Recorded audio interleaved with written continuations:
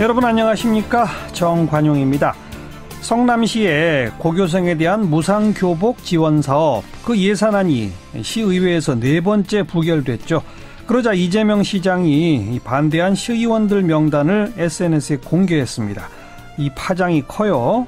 명단이 공개된 시의원들은 법적 대응에 나서겠다 이렇게 강력 반발하고 있는데 잠시 후 이재명 시장의 입장 직접 들어보겠고요. 내일 저녁 청와대에서 열리게 되는 여야 대표회동 뉴스 사이다 시간에 그 전망해드리겠고요. 7시 5분 시작되는 2부, 오늘 검찰에서 피해자 조사를 받은 뉴스타파의 최승호 PD, 전 MBC PD였죠. 자, 공영방송 장악 음모의 최종 책임자는 이명박 전 대통령이다. 검찰에 들어가면서 이렇게 발언했는데 이야기를 좀 들어보겠습니다. 또 미군의 B-1B 출격, 북한이 모르고 있었다. 그래서 아무 대응도 못했다. 이런 분석이 나오고 있죠. 북한의 공포의 대상이라는 B-1B 어떤 비행기인지, 또 이번 출격 어떤 의미를 갖는지, 북한은 정말 몰랐던 것인지 군사 전문가 자주국방 네트워크 이루 사무국장의 설명 들어봅니다. 그리고 키워드로 읽는 세상 코너까지 준비하죠. 광고 듣고 출발합니다.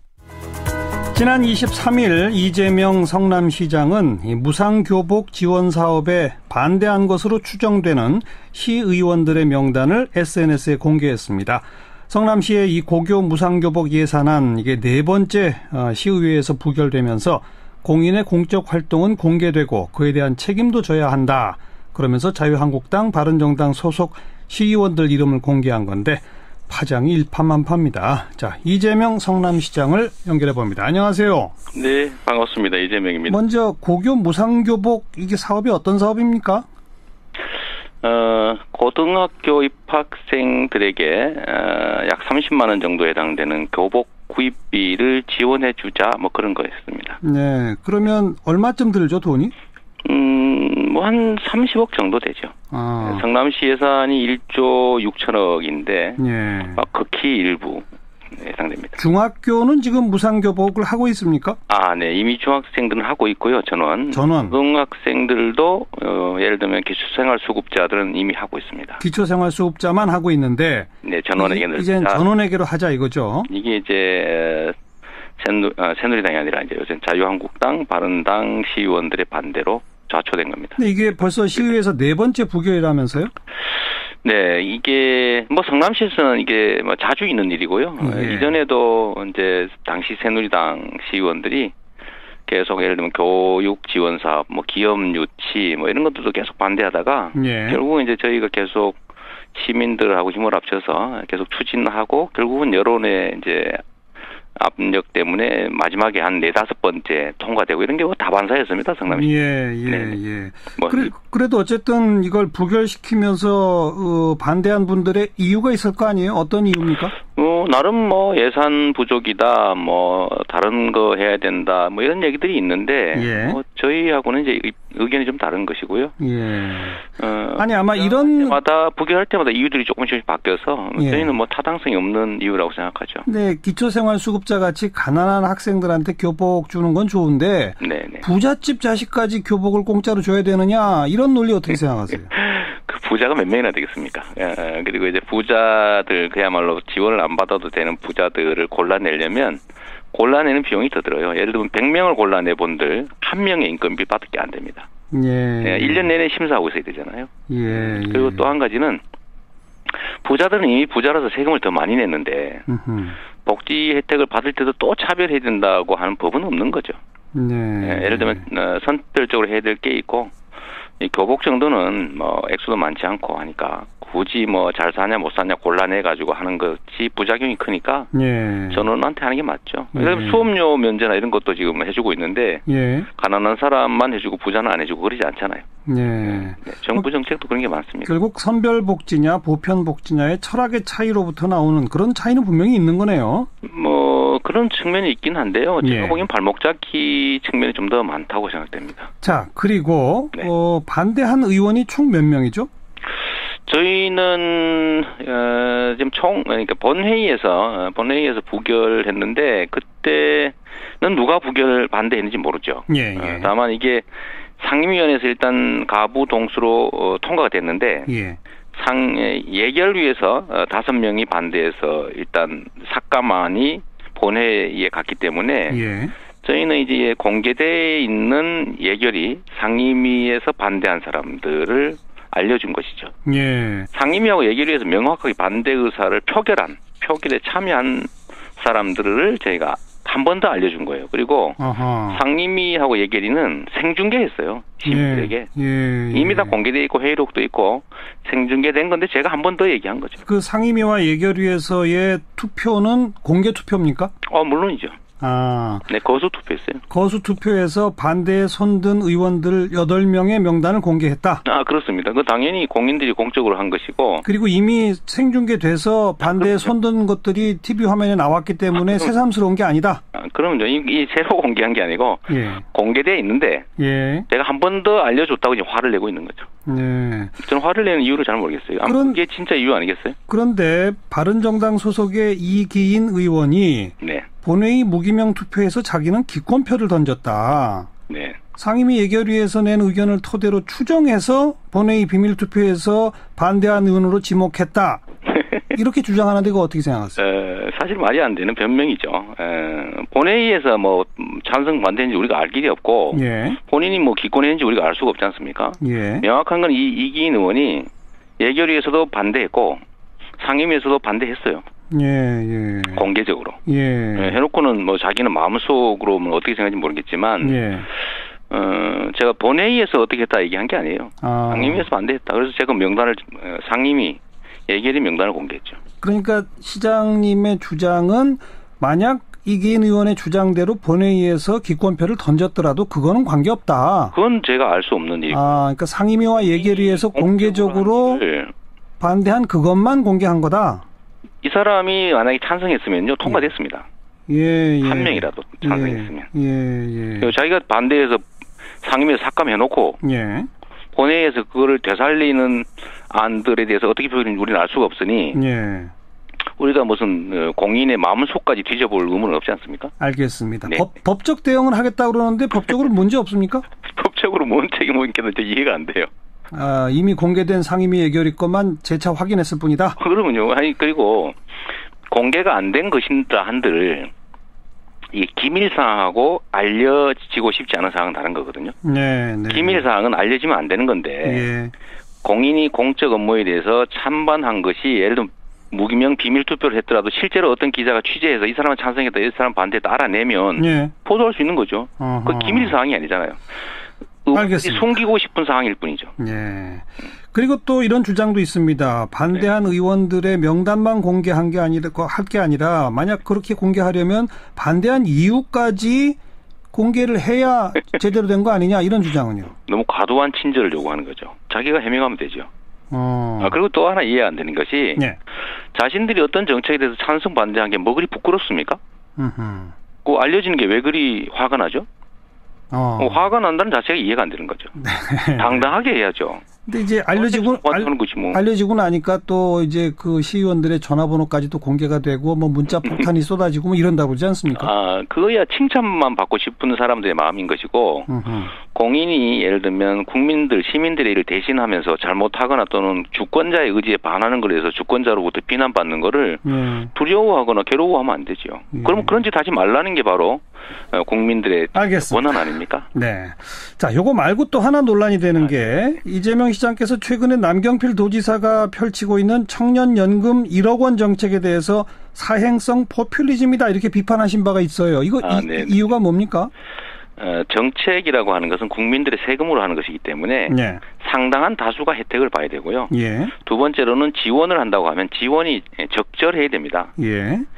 그리고 시기상으로도 필요한 절차를 거쳐야 되는데요. 이 남경필 지사가 하시는 사업 중에서 1억 연금 통장이라고 하는 게 있습니다. 어떤 거죠, 우선? 직장 다니는 사람이 돈을 내면 적금을 하면 그 액수만큼 똑같이 도에서 적금을 내줘서 1억을 만들어주겠다 이런 거예요. 근데 만약에 도의 예산이 한 1인당 4천만 원 정도 들어가게 될 텐데 이 대상자가 최대한 해도 쉽게 말해 1,000억을 들여도 5천 명밖에 대상이 안 됩니다. 그러면은 왜 5천 명밖에 대상이 안 되죠?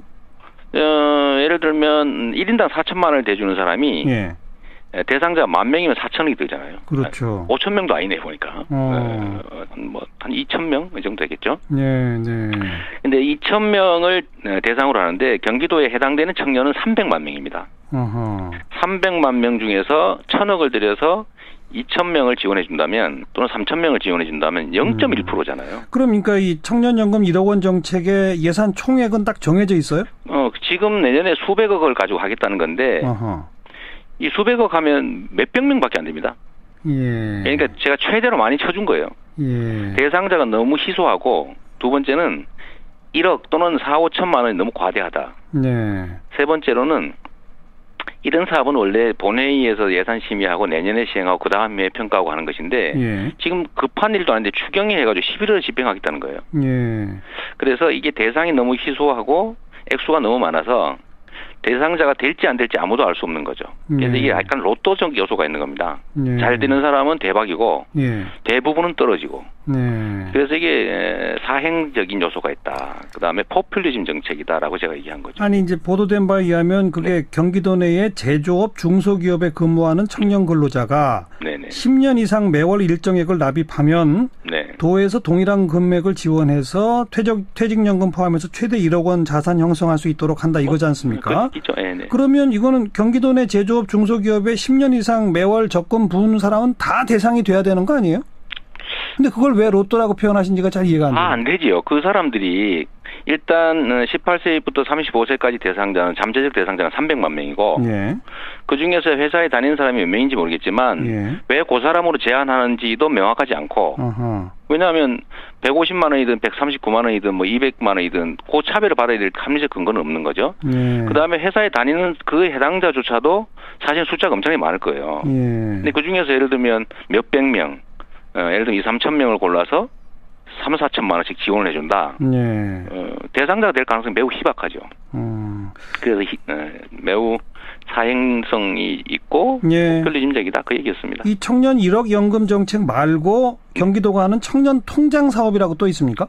그거는 1,000만 원 정도를 만들어주는 거예요. 1,000만 원 정도를 만들어주는 건데 그거는 지금 시행하고 있습니다. 그리고 그건 괜찮은가요? 그 정책? 저는 그 정도는 좀 해줄 수도 있겠다. 좀 측면이 없지 않지만 시민 세금으로. 네. 저는 그에 대해서 비판하지 않았고요. 이제 여기서 이제 뭐 인기가 좋으니까 1억 얘기가 나온 겁니다. 이거는 좀 사행성? 그건 너무 지나치죠. 대상자도 매우 적고 상대적으로 그럴 수밖에 없잖아요. 그래서 그 지적을 했는데 우리 남지사께서 제가 청년 통장을 비판한 것처럼 지금 시행하는 청년 통장을 비판한 것처럼 반박을 했어요. 반박을 하셔서. 근데 그건 아니다. 그건 아니었죠. 저 1억 얘기를 한 겁니다. 1억 너무하다. 알겠습니다. 네. 이번 설전이 벌어진 걸 두고 내년 지방선거 염두에 두고 일찌감치 전초전 시작된 거 아니냐 이런 얘기가 나오던데 어떻게 보세요? 그건 아니. 그렇게 생각하는 분도 있을 수 있는데요. 저도 경기도민이고 경기도민들의 세금이 이렇게 정략적으로 특정 소수에게 그야말로 타겟 복지라고는 하지만 저는 타겟 특혜라고 생각하는 이런 정책으로 낭비되면 안 된다. 예. 그리고 그런 걸로 안 그래도 힘든 청년들을 또 좀 힘들게 하면 안 된다 그런 거죠. 지금 청년 통장도 지금 10대 1이라는 거거든요.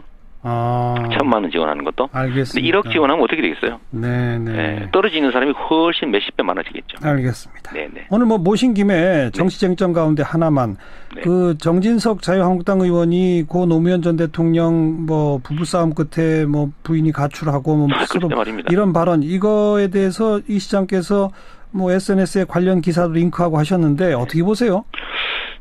저는 정말 좀 저질스럽다고 생각합니다. 이게 예를 들면 표현도 좀 그렇고 또 팩트들도 좀 사실 왜곡된 측면들이 분명히 있고 똑같은 얘기를 해도 공당의 대표적인 분이 그렇게 얘기하는 것은 옳지 않고요. 두 번째는 MB에게 쏠리는 수사 압력, 물타기 하려고 그 억울한 분을 끌어들인 것이죠. 네. 정말 도의적 차원에서나 또 좀 정치적으로나 지나친 것 같습니다. 네, 이명박 전 대통령을 구하려고 이명박 대 노무현 전 대통령 이런 식의 구도를 만들려는 계산이다 이렇게 보시나요? 저는 그렇게 보죠. 물타기 하는 거다. 노무현 대통령을 끌어들여서 이명박 대통령에게 쏠리는 수사 처벌 압력을 약화시키려는 것으로 보여집니다. 이렇게 되면 약화되나요? 아무래도 쟁점이 흐트러지니까요. 흐트러지고 뭐 다 그렇지 뭐 이런 여론을 만들 수 있다고 믿는 것 같습니다. 네. 그래서 어떤 의미에서는 이재명 시장이나 더불어민주당 쪽에서 오히려 이 정진석 의원의 이런 발언에 대해서는 좀 너무 세게 맞공 펴는 것은 그들의 의도에 정략적으로 놀아나는 거다라는 시각도 있던데요. 뭐 지적은 해야 되겠죠. 지적은 하고 저는 이런 경우에는 뭐 그거 가지고 감론을박할 게 아니라 그 지금 노건호 씨가 하는 것처럼 네. 법률에 의뢰하고 그냥 법적 대응으로 처벌하고 왜냐하면 이건 규칙을 깨는 행위이기 때문에요. 네. 규칙을 깨는 건 제재를 해서 경기장 밖으로 내보내야지. 뭐 규칙을 깨는 거냐 안 깬 거냐 가지고 싸우면 오히려 그들의 의도에 놀아나는 측면이 있긴 있습니다. 지적만 딱 하고 법적으로 가자. 네네. 알겠습니다. 여기까지 말씀드릴게요. 고맙습니다. 네, 감사합니다. 이재명 성남시장이었습니다.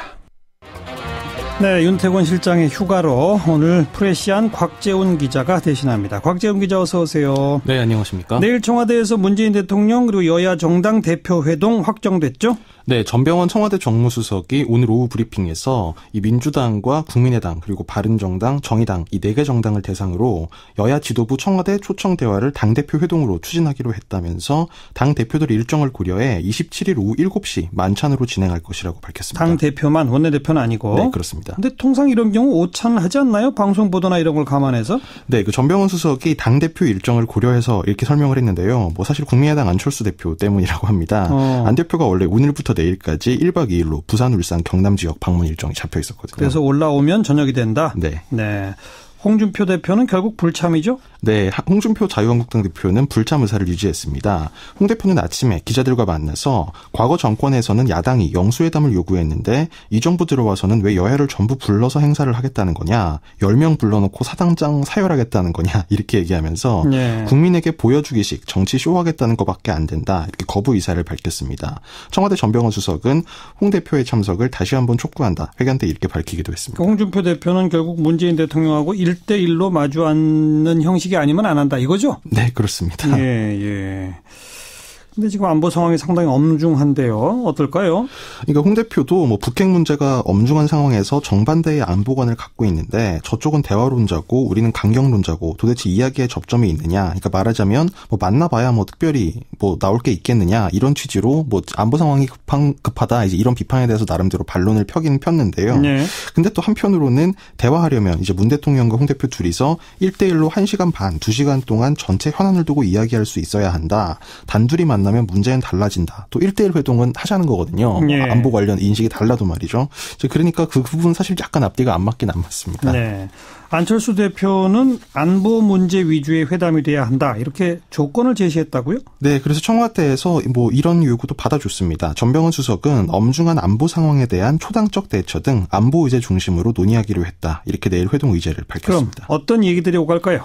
근데 뭐 사실 안보를 의제로 했을 경우에 그 여야를 떠나서 이제 한국에서 뭐 여당이든 야당이든 뭐 정부든 할 수 있는 요인이 사실 별로 없거든요. 그래서 한국당이 불참한 속에서 뭐 아무래도 민주당과 정의당 쪽에서는 이 북핵 위기를 남북 양자 대화나 북미 양자 대화 또 관계국 다자 간 대화를 통해서 풀어야 한다. 이제 이런 취지의 주장을 할 것으로 보이고 반면에 이제 바른정당 주호영 대표 같은 경우에는 좀 더 강경한 쪽으로 이제 대북 정책을 해야 된다. 이렇게 촉구할 걸로 예상이 되고 있습니다. 정부도 이미 강경한 대응에 대해서는 밝힌 바 있잖아요. 네, 그러니까 말이죠. 그래서 사실 의제를 안보 부문으로 하자고 제안을 한 게 이제 바른정당 또 참석하진 않았습니다만 한국당도 안보 관련 여야정은 하자고 했었고 또 안철수 국민의당 대표도 안보 부문으로 제안을 하자 이렇게 주장을 했는데 사실 뭐 야당 입장에서 왜 이렇게 주장을 했는지 좀 이해가 안 가는 부분이 있습니다. 그러니까 뭐 예를 들어서 아예 자유한국당처럼 무슨 전술핵을 도입하자, 핵무장을 하자 이런 식의 주장을 할 게 아니면 뭐 가능한 상식적인 해법들 사이에서는 사실 야당 입장에서는 이 정부 여당과 차이 차이를 만들기가 좀 쉽지 않거든요. 안철수 대표도 최근엔 좀 강경한 이야기들을 많이 하지 않았어요? 예, 뭐 최근 발언을 보면 좀 그렇습니다. 네. 지난 15일 대구에서 안철수 대표는 인도적 지원은 의미 있는 일이지만 북한이 핵실험하고 유엔 제재 결의안이 통과된 직후 또다시 미사일을 쏘아대는 지금이 적기인지 판단해야 된다. 그러니까 대북 인도 지원 시기를 조정해야 된다고 얘기를 한 거고요. 그렇죠. 또 지난 18일에는 문재인 정부의 나약한 유화론이 북한뿐 아니라 국제사회에 잘못된 신호를 보낼 수 있다. 상당히 좀 세게 얘기하면서 전술핵 관련해서도 모든 옵션을 검토해야 한다. 이렇게 말하기도 했습니다. 그런데 이렇게 되면 당내에서 햇볕 정책을 지지해온 다른 의원들한테는 좀 비판을 받지 않겠어요? 네, 아무래도 그런 부분이 좀 우려가 됩니다. 이제 그래서 국민의당 이제 특히 호남 의원들 같은 경우에는 이 김대중 정부 햇볕 정책에 대해서 이 강한 찬성 의견을 갖고 있기 때문인데요. 그러니까요. 즉 그랬기 때문에 사실 지금 시점에서 이 안 대표가 대북 정책 문제로 문재인 정부가 각을 세우는 거는 뭐 당 내적으로 보나 아니면 뭐 이 일반 여론으로 보나 별로 효과가 좀 의심되는 부분은 있습니다. 네. 사실 그래서 오늘 당 중진 의원들을 만나서 좀 조율을 하기도 했는데요. 어떤 분들을 만났어요? 박지원 대표는 안 왔고 김동철 원내대표 그리고 정동영, 천정배, 조배수, 유성엽 의원 등 이 당 중진들과 조찬회동을 가졌습니다. 다 호남 의원들인데요. 네, 그렇습니다. 예. 이 중진 의원들은 외교안보 라인의 전면 교체를 요구해야 된다. 그러니까 정부 외교안보 라인에요. 이런 의견을 안 대표에게 전달을 했고 이에 따라 안 대표도 청와대 회동에 가서 이런 요청을 할 걸로 지금 예상이 되고 있습니다. 외교안보 라인을 어느 쪽으로 전면 교체하라는 건가요? 그러니까 사실 그게 문제인데요. 그러니까 오늘 조찬에서도 한 중진 의원이 안 대표에게 정부 대북 정책을 비판하는 것도 중요한데 그걸 어떤 입장에서 얘기할 것인가 더 중요하다. 그러니까 안 대표 본인부터 정확한 입장을 정리해야 된다. 좀 이렇게 우회적으로 좀 꼬집었다고 합니다. 네. 근데 중요한 건 안 대표는 여기에 대해서는 가타부타 답을 안 했다고 합니다. 내일 저녁 지켜봐야 되겠고 안보 얘기만 할 건 또 아니잖아요. 다른 게 좀 나오긴 나오겠죠? 네, 이제 물론 뭐 정기국회를 앞두었기 때문에 개혁 법안 처리라든지 뭐 또 예산 문제 등이 폭넓게 나올 수 있는데요. 뭐 아무래도 문 대통령 입장에서는 뭐 이번에 최근에 했던 노동계 이 양대 지침 폐기라든지 뭐 적폐청사 아니지 이런 문제를 가지고 설명을 하면서 야당의 협조를 구할 수도 있을 걸로 보이고 네. 특히 적폐청사 문제가 나왔을 경우에는 주호영 대표가 좀 세게 얘기를 할 수도 있을 것 같습니다. 네. 근데 아무래도 정기국회 시즌이다 보니까 이제 입법이나 경제 예산 이런 거는 원내에서 풀어야 되기 때문에 뭐 당대표 회동에서는 뭐 방향 정도만 좀 나오지 않을까 이렇게 예상이 됩니다. 알겠습니다. 내일 저녁 함께 지켜보죠. 수고하셨어요. 네, 감사합니다. 프레시안의 곽재훈 기자였고요. 1부 마칩니다. 7시 5분 2부에 다시 오죠. 이명박 정부의 방송 장악 수사와 관련해서 뉴스타파의 최승호 PD 오늘 검찰에서 피해자 조사를 받았습니다. PD수첩, MBC PD수첩 제작하다가 2012년 MBC에서 해고당한 최승호 PD죠. 자, 검찰에 들어가면서 이명박 전 대통령이 모든 책임을 져야 한다 이렇게 말했다는데요. 조사받고 나온 최승호 PD 연결합니다. 안녕하세요. 네, 안녕하십니까. 모두 몇 시간 조사 받으셨어요? 예, 10시에 들어가서 5시에 나왔습니다. 7시간이나? 네. 검찰은 주로 뭘 묻던가요? 검찰이, 그 당시에 이제 일반적인 배경을 묻고, 그리고 이제, 검찰이 확보한 국정원 문건을 토대로, 예. 질문을 했는데, 예. 그 문건 내용이 좀 상당히 놀라운 내용들이 있더군요. 지금 공개되지 않은 그런 문건 내용들을 보셨어요? 예. 어떤 것들이 그러니까 예. 제 입장에서는 이제 저의 개인에 대한 내용이 있는 문건을 봤는데요. 예.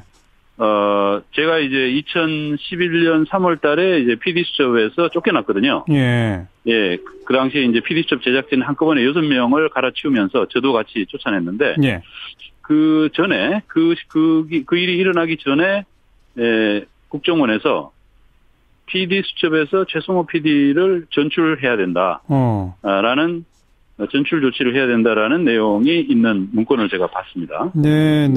그거는 이제 일종의 계획이었던 것 같고요. 예. 그리고 이제 실제 전출이 이루어지고 난 뒤에, 몇 달 뒤에 만들어진 또 하나의 문건을 봤는데, 그 문건에서는 예. 국정원의 그 문건을 생산한 그 부서에서 그 부서 주요 성과, 부서 핵심 성과, 예. 부서 핵심 성과라는 그 제목으로, 예.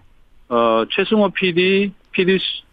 PD수첩에서 전보, 그리고 김미화 씨, 방송 하차, 예. 이 두 가지 이 내용을 핵심 성과다. 이렇게 하하. 하면서 보고한 내용을 제가 확인을 했습니다. 예. 네. 그러니까 이제 이게 1년에 전출시킬 거다. 그리고 전출시키고 난 뒤에 핵심 성과라면서 자기네들이 일종의 이제 효과를 자랑하는 윗사람들한테 윗분들한테 우리 이런 거 했습니다. 이렇게 아. 자랑하는 그런 내용을 같이 확인할 수 있었던 거죠. 네.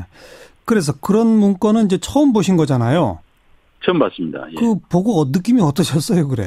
그때 당시에 좀 그게 굉장히 말이 안 되는 논리로 저와 이제 6명 제작진을 전출을 시켰던 거거든요. 네. 그러니까 뭐 당시에 그 윤길용 국장이라는 사람이 갑자기 와가지고 예. 1년 이상 근무했던 PD들은 전부 다 보낸다. 그러니까 시사 프로그램은 사실 이제 뭐 어떤 프로그램에는 마찬가지지만 전문성이 있고 오래 근무했던 PD들을 오히려 잡아야 그게 정상인데 예. 오래 근무했을수록 보낸다. 이런 이제 방침을 발표를 하면서 6명을 쫓아냈고요. 네. 그리고 저에 대해서는 최승호 PD를 자유롭게 해주자.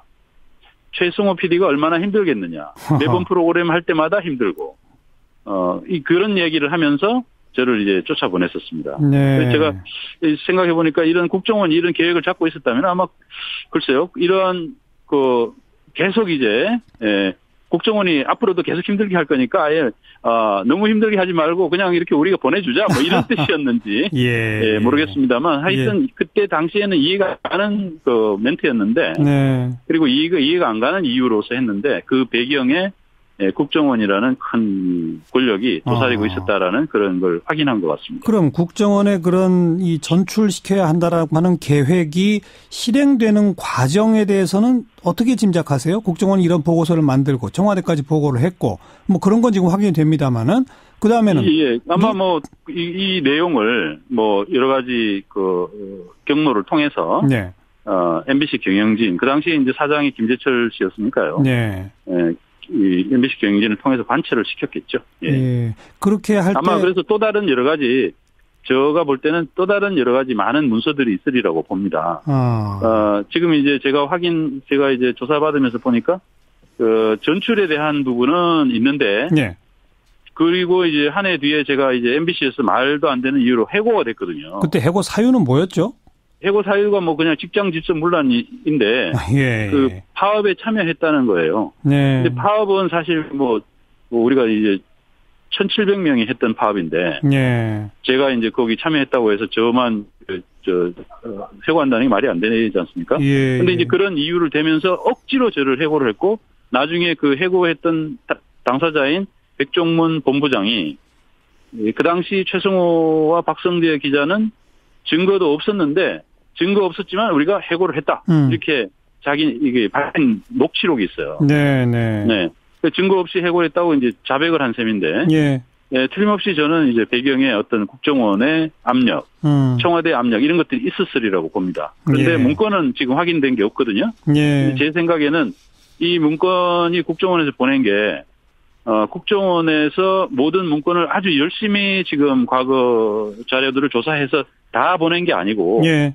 이제 권리대로 이제 우선적으로 좀 이렇게 보내준 것 같고요. 어허. 그래서 앞으로 이 수사가 진짜 제대로 되려면 네. 저는 국정원의 협력이 아주 결정적이라고 봅니다. 예. 국정원이 정말 과거에 이 말도 안 되는 제가 저에 대해서 이거 부서 핵심 성과 네. 라고 해서 보고했던 그 곳이 국익정보국이라는 곳이에요. 국익정보국.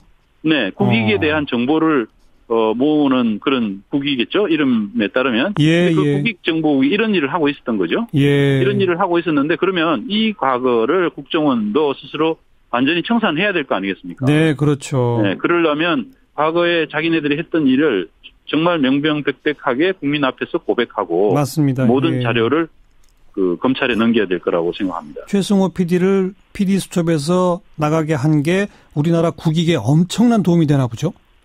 핵심 성과라고 하는 걸 보면?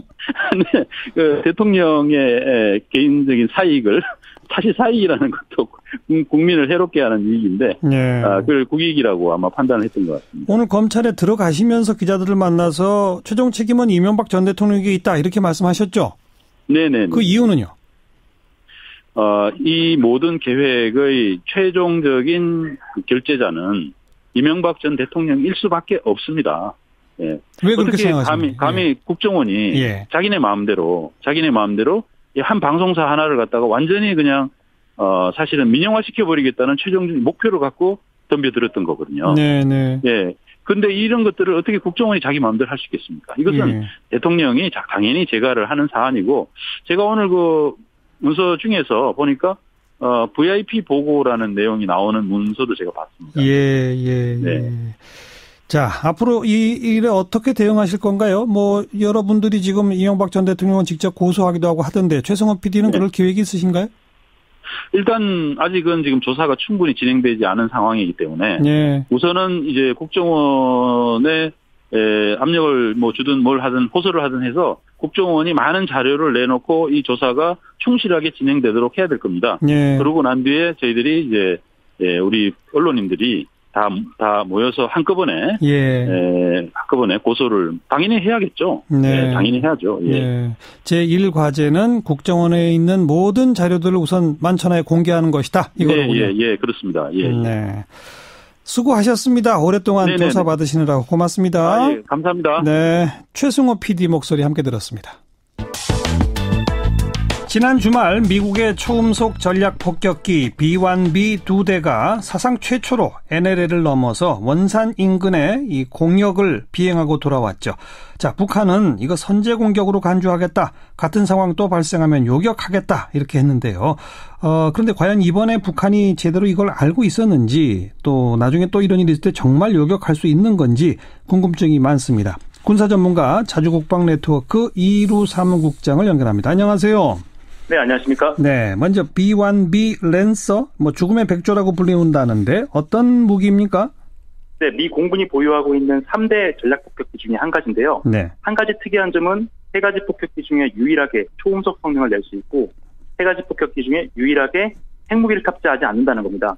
최근에는 주로 전략 폭격보다는 전술적인 공중 지원 임무에 많이 사용이 되는데, 세 가지 폭격기 중에 폭탄 탑재량이 가장 많다 보니까 북한 입장에서는 이러한 부분에서 두려워하는 그런 폭격기 중에 하나라고 말씀드릴 수 있습니다. 핵무기는 장착이 안 된다? 예, 맞습니다. 그런데 스텔스 기능은 있어요, 없어요? 스텔스 기능은 없습니다. 없고 대신에 빠른 속도로 아주 낮은 고도, 레이더의 사각지대를 파고들면서 적진을 공격하는 그런 능력을 가지고 있기 때문에 북한 입장에서는 약간 껄끄러운 그런 존재죠. 그래서 이것의 주된 임무는 뭔 거예요, 그러니까? 과거에는 전략 폭격이었는데 현재는 전략 폭격 임무는 해제가 됐고요. 왜냐하면 핵무기 공격 능력이 없기 때문에요. 지금은 주로 이 공군의 그 근접 지원기, 즉 지상군에서 화력 요청을 했을 경우에 정밀 유도 폭탄으로 지상군에게 화력 지원을 해주는 그런 임무를 수행을 하고 있습니다. 북한이 가장 무서워하는 게 이거 맞습니까? 아닙니다. 북한이 가장 두려워하는 것은 B-2 스텔스 폭격기라고 해서요. 이 B-2 폭격기는 스텔스 성능이기 때문에 북한이 아예 탐지를 할 수조차 없고요.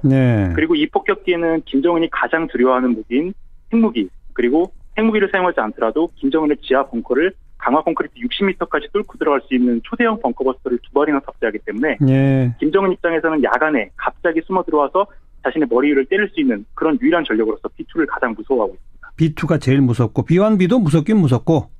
예, 그렇습니다.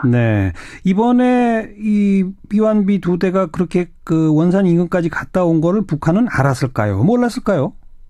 이번에 국정원에서 국회 정보위에 보고한 내용에 따르면 알지 못했을 것이다라는 평가가 나왔습니다. 사실 그 북한은 과거에 우리 B-1B가 전개했을 때 그때의 상황은 B-1B가 전개할 것이다라고 미리 발표를 하고 오지 않았습니까? 그렇기 때문에 그 시간대에 맞춰가지고 레이더를 가동을 해놓고 지켜보다가 실제로 왔는지 오지 않았는지를 파악을 했는데 이번 같은 경우에는 주말 야간에 기습적으로 왔기 때문에 북한이 이 B-1B를 탐지할 수 있는 레이더가 두 종류밖에 없습니다. 근데 이 두 종류 모두 최근에 전력난 때문에 야간에는 가동을 안 하고 있었을 가능성이 높기 때문에 실제로 탐지하지 못했을 가능성도 매우 크다고 봅니다. 그런데 일부 보도에 따르면 이 북한의 레이더가 이쪽을 겨냥해서 보고 있었다, 이런 보도도 있었잖아요. 뒤늦게 파악을 하고서 이것을 켰을 가능성도 있는데 현재까지 우리 국정원의 그 정보 분석에 따르면은 켜지 않았다라는 쪽으로 지금 의견이 모아지고 있는 것 같습니다. 그래요. 정확한 건 사실 모르죠. 북한 그 내부 사정까지는 우리가 모르기 때문에. 그런데 지금까지 나타난 반응으로 봐서는 예를 들어서 무슨 대응 그 전투기가 떴다든지 이런 건 전혀 없었던 거죠? 예, 맞습니다. 이번에는 야간에 기습적으로 진행이 됐었고, 만약 북한이 이것을 인지하고 전투기를 띄운다고 하더라도 이 근처에 가장 가까운 곳에 원산과 청진에 미그 19와 미그 21이라는 전투기가 있습니다. 이 전투기는 경량 전투기고 워낙에 구식 전투기이기 때문에 이번에 B1B가 날아왔던 그 공역까지 진출할 수 있는 그런 연료 탑재량이 안 되고요. 예. 만약에 근처까지 갔다고 하더라도 이번에는 호위기가 붙지 않았습니까? 예. 아마 가까이 접근해서 위협을 했으면 전부 다 요격당했을 가능성이 큽니다. 예. 이번에 미군의 작전의 의미는 뭐라고 보세요? 과거의 B1B의 한반도 전개가 칼자루에서 그냥 그 손을 잡고 칼자루를 한번 보여준 무력 시위였다면은 예. 이번에는 실제로 칼자루에서 칼을 빼서 김정은에게 겨눈 그런 연습이라고 볼 수 있는데 실제 김정은에 대한 참수작전의 예행 연습 성격이었다 이렇게 볼 수가 있습니다. 네. 왜냐하면 이번에는 과거와 다르게 그 미공군 F-15가 호위를 붙었고요. 그리고 여기 뒤에 공중조기경보 통제기가 전체 작전을 지휘 통제를 했고요.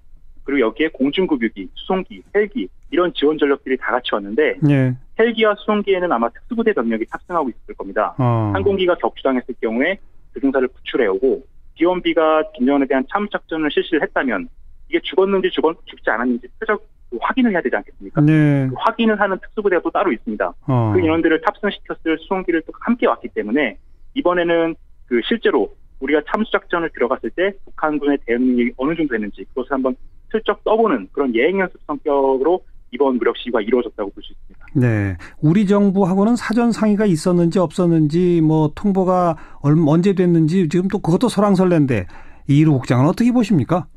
청와대 공식 발표에 따르면 사전에 조율이 됐었다. 다만 NLL 이북으로 올라가는 것은 남북 간의 어떤 친위관계를 깰 수 있는 그런 문제가 발생할 수 있기 때문에 우리 군이 참가하지 않았다라고 이야기를 했는데요. 예. 군 관계자 일부에 따르면은 뭐 군 내에서도 극소수만 알았다. 사전에 충분히 조율이 되지 않았다. 뭐 이런 이야기가 약간은 흘러나오고 있는 걸로 봐서는 예. 사전에 미국이 이런 것을 하겠다라는 식으로 한 이틀이나 3일 전에 우리 대통령이 뉴욕에 계실 때 그냥 통보성으로 해놓고 우리 정부의 합의 없이 일방적으로 진행한 것이 아닌가 생각이 듭니다. 그리고 과거에 B1B가 한반도에 전개될 때는 우리 공군기가 함께 출격했잖아요.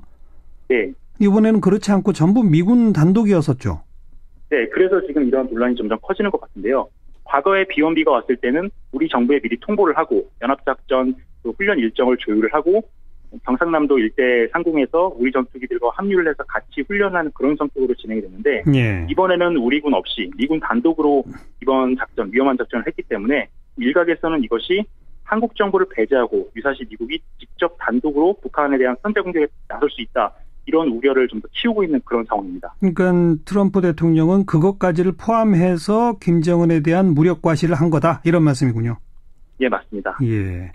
북한은 이걸 두고 선제 공격으로 간주하겠다. 다음에 또 똑같은 일이 벌어지면 자위권 발동 차원에서 요격하겠다라고 말했는데 우선 지금 공역까지만 공해상까지만 갔다 온 거를 선제 공격으로 볼 수 있는 겁니까? 국제법적으로는 전혀 어불성설입니다. 이번에 그 미군 전투기와 폭격기들이 국제 공역을 비행을 했고요. 북한의 영공은 전혀 침범하지 않았기 때문에 예. 이 비행 행위 자체가 위협은 될 수 있겠지만은 선제 공격이라든가 군사 공격 행위로 받아들여질 수는 없습니다. 예. 그래서 우리 카디즈 방공식별구역에도 가끔씩 러시아 폭격기나 중국 폭격기가 들어오지 않습니까? 예. 이것을 우리가 선전포고로 간주하지 않는 것처럼 북한의 주장은 그 국제법적으로 전혀 근거가 없는 어불성설입니다. 그러니까 요격 운운하는 것은 안 되는 거죠, 법적으로는? 법적으로는 전혀 되지도 않고 그들의 능력으로도 아까도 말씀드렸던 것처럼 그 폭격기가 들어왔을 때 이 폭격기에 저항할 수 있는 그런 전투기가 거의 없습니다. 전투기도 없고 미사일도 없는 수준이기 때문에 이번에 만약에 미국이 추가적으로 비슷한 성격의 그 무력 시위를 하더라도 북한은 아마 속수무책으로 손 놓고 당할 수밖에 없는 그런 상황이 조성될 겁니다. 전폭기 그러니까 북한의 전투기가 뜨면 또 호위하고 있는 전투기한테 요격당할 격추당할 테니까. 예, 맞습니다. 대신에 지대공 미사일은 있지 않습니까? 지대공 미사일도 북한이 가지고 있는 것이 대부분 구형이고요. 미군은 이 북한의 지대공 미사일을 발사 자체가 되지 않도록 전자전 공격으로 완전히 무력화시킬 수 있는 그런 충분한 능력을 가지고 있습니다. 네. 지대공 미사일이 아무리 많더라도 이것들이 미군의 폭격기나 전투기에 전혀 위협이 될 수는 없습니다. 네.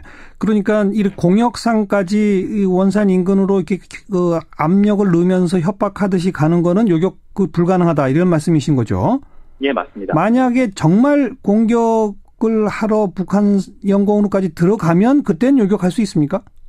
요격을 시도는 하겠지만은 요격을 시도하기도 전에 지대공 미사일 포대라든가 공군기지가 초토화될 가능성이 높습니다. 이번에는 빠져 있었는데 지금 주일미군에는 그라울러라고 하는 그 강력한 전자전 전투기가 배치가 돼 있습니다. 예. 만약에 이 그라울러가 전개를 해서 그 강력한 전자파 방해 작전을 펼친다면은 북한의 모든 레이더, 모든 통신 시설, 모든 전자장비가 마비될 것이기 때문에 북한은 이 폭격기 부대가 들어온다는 것도 모르고 그냥 일방적으로 당할 가능성이 매우 높습니다. 그러면 그 전자전을 수행한 비행기랑 같이 다니면 사실상 스텔스 기능이 없어도 있는 거나 마찬가지군요. 네, 맞습니다. 네, 알겠습니다. 오늘 그 군사 전문가한테 아주 자세한 설명을 들었네요. 고맙습니다. 네, 감사합니다. 자주국방네트워크의 이일우 사무국장이었습니다. 주요 뉴스 소리로 들어보는 사운드 오브 뉴스 시간, 김민아 기자 어서 오세요. 안녕하세요. 첫 번째 뉴스요. 노무현 전 대통령의 아들인 노건호 씨가 자유한국당 정진석 의원을 어제 검찰에 고소했는데요. 이 소리를 같이 들어보시죠. 정치적인 필요에 따라 고인을 욕보이는 일이 끊임없이 반복되고 있습니다. 아버님이 도대체 누구에게 무슨 잘못을 하였기에 계속 현실 정치에 소환되어야 하는 것인지 이해할 수 없습니다. 이미 저 세상에서 쉬고 계신 분입니다. 추악한 셈법으로 고인을 욕보이는 일이 다시는 없길 바랍니다. 네, 정진석 의원의 페이스북 글 때문에 시작된 거죠, 이게? 그렇습니다. 검찰은 수사에 착수했다고요? 이 혐의는 이제 명예훼손과 사자 명예훼손인데 오늘 서울중앙지검 형사 1부에 사건이 배당이 됐고 이걸 경찰에 보내서 수사 지휘를 하는 게 아니라 검찰이 직접 수사를 하겠다고 오늘 밝혔거든요. 네. 아무래도 과거 검찰 수사와 직접 연관된 사건이니만큼 뭐 직접 수사를 해야겠다 이렇게 판단할 수밖에 없는 상황인 것 같습니다. 자유한국당은 맞불 작전인지 아예 노무현 전 대통령 사건에 대해서 특검을 도입하자 이렇게 말하고 있죠. 오늘 정우택 자유한국당 원내대표가 노무현 전 대통령 뇌물수수 진상 등에 대해서 명명백백히 규명해야 한다 하면서 특검을 추진한다 이렇게 밝혔는데요. 여기에 대해서 더불어민주당은 노무현 전 대통령이 사망했기 때문에 공소권 자체가 없어서 수사가 불가능한데 알면서도 특검 얘기하는 것은 이명박 정부의 범죄를 덮기 위한 정치적 물타기임을 스스로 인정하는 것이다 이렇게 반응했습니다. 네. 애초에 정진석 의원이 올린 글도 뭐 노무현 전 대통령 사건을 다시 얘기하는 뭐 그런 의도라기보다는 박원순 서울시장이 이명박 전 대통령을 고소하는 등의 어떤 이런 일련의 사건을 두고 정치 보복이다. 이 얘기를 하기 위해서 이제 꺼낸 얘기였거든요. 그렇죠. 그러니 이제 물타기란 평을 피할 수가 없는 것이죠. 그 원세훈 전 국정원장은 오늘 검찰에 소환됐다면서요? 오늘 오후에 피의자 신분으로 검찰에 소환이 됐는데요. 지금까지 이제 나온 의혹 크게 세 가지로 좀 정리를 해볼 수 있겠죠. 2012년 선거 전후에 공작 활동을 했다. 이건 이제 선거법 위반 혐의와 직결되는 것이고 이명박 정권이 만든 문학의 블랙리스트 그리고 정치인 및 교수에 대한 이른바 제압 활동 이렇게 이제 정리할 수 있습니다. 예. 이와 관련해서 국정원 개혁위는 댓글 부대나 보수 단체를 동원한 오프라인 활동 과정에서 석연찮은 방식으로 자금이 지원됐을 수 있다. 이런 판단을 내려서 원세훈 전 원장을 업무상 횡령 배임 혐의로 수사 의뢰할 것을 권고한 상태거든요. 예. 만약에 이렇게 조사를 하게 되면 국정원이 2009년 2월부터 뭐 보수 인터넷 매체 미디어워치 창간과 관련해서 뭐 일정한 관여한 부분이 있다. 이런 의혹이 나오는 것에 대해서도 같이 다뤄질 수 있을 것으로 판단이 됩니다. 예. 또 일부 보도에 의하면은 검찰은 원세훈 전 원장이 이명박 전 대통령을 수시로 독대한 정황을 파악하고 있다고도 이제 하거든요. 아하. 이때 국정원의 불법 정치 공작 내용이 보고가 됐는지 이 조사가 돼야 되는데 이게 핵심일 것 같습니다. 오늘 대통령은 반부패 정책 협의회를 열었죠. 그렇습니다. 이걸 두고 이제 사정 드라이브다 이렇게들 평가가 나오는데요. 예. 이 기구에는 지금 검찰총장을 포함해서 사정과 관련한 부처 책임자들이 다 들어가 있기 때문에 아마 그런 얘기 나오는 것 같습니다. 좀 의미심장해 보이는 게 문재인 대통령의 발언인데요. 윗물이 맑아야 아랫물도 맑다 이렇게 얘기했거든요. 네. 현 정권 청와대도 이 부정부패와는 뭐 이런 것을 처벌하는 것에는 예외가 없다 이렇게 강조를 한 것인데 그러면 자연스럽게 현 정권도 그런데 그럼 전임 정권은 어떻게 해야 되겠느냐 이런 의문이 따라붙을 수밖에 없겠죠. 네. 그래서 결국 이 현 정권을 얘기하긴 했지만 전임 정권의 어떤 권력형 부정부패도 같이 겨냥하고 있는 거 보여주는 거 아니냐 이런 해석이 지금 나오고 있고요. 일각에서는 그래서 결국 뭐 이명박 정권의 이 사자방 미리 여기로 가는 거 아니냐 이런 전망도 하고 있는데요. 청와대는 그런 뭐 정치보복성 수사를 하겠다는 건 아니다라고 강조하고 있는 상황입니다. 이래저래 검찰은 바빠지는군요. 그렇습니다. 다음 뉴스 들어보죠. 저는 대법원장으로서 법관의 독립을 침해하려는 어떠한 시도도 온몸으로 막아내고 사법부의 독립을 확고히 하는 것이 국민의 준엄한 명령임을 한시도 잊지 않겠습니다. 나아가 국민들은 법관이 사법부 외부뿐만 아니라 내부로부터도 온전히 독립하여 헌법과 법률에 의하여 그 양심에 따라 심판하기를 원하고 있습니다. 네, 김명수 대법원장 취임식 취임사죠? 그렇습니다. 사법부가 뭐 정치적 이념적 논란에 휩싸여 있는데 좋은 재판의 실현을 최우선 가치로 삼아서 개혁을 추진하겠다. 이런 내용이었는데요. 네. 뭐 김명수 대법원장은 이 청문회 과정에서도 자기가 30몇 년을 재판만 해왔다. 이걸 이제 강조하지 않았습니까? 그래서 아마 그 연장선상에서 이제 좋은 재판의 실현 이걸 강조한 것 같습니다. 그래서 행정과 인사도 재판 중심으로 하고 대법관 구성 다양화를 통해서 대법원 판결에 사회의 다양한 가치를 투영할 수 있도록 하겠다. 이렇게도 얘기를 했고요. 예. 또 대법원의 가장 큰 현안 중 하나가 상고 사건 급증을 어떻게 대응하느냐 이 문제인데 그렇죠. 상고 허가제, 상고 법원, 대법관 증언 등의 여러 방안을 개방적 자세로 검토하겠다. 이렇게도 얘기를 했습니다. 근데 앞에 이제 정치 이야기를 한 거는 불필요한 정치적 논란하고는 거리를 두겠다 이런 건데, 그죠? 그렇습니다. 근데 이 뭐 임명 동의안 처리 과정부터 이미 정치적 논란이 일고 있잖아요. 그렇습니다. 이제 이른바 물밑 거래 이 얘기인데요. 김명수 대법원장 임명 동의 과정에서 국민의당이 청와대와 더불어민주당으로부터 선거구제 개편 약속을 받고 이 통과 합의해줬다 이런 주장이 나와서 이제 문제가 되고 있는 거죠. 예. 이런 주장은 국민의당 소속 일부 의원들도 얘기를 한 바가 있고 자유한국당도 이걸 문제 삼으면서 야합이다 이런 비판을 내놓고 있습니다. 오늘 김동철 국민의당 원내대표가 그런 합의는 한 적이 없다 이렇게 해명을 했는데요.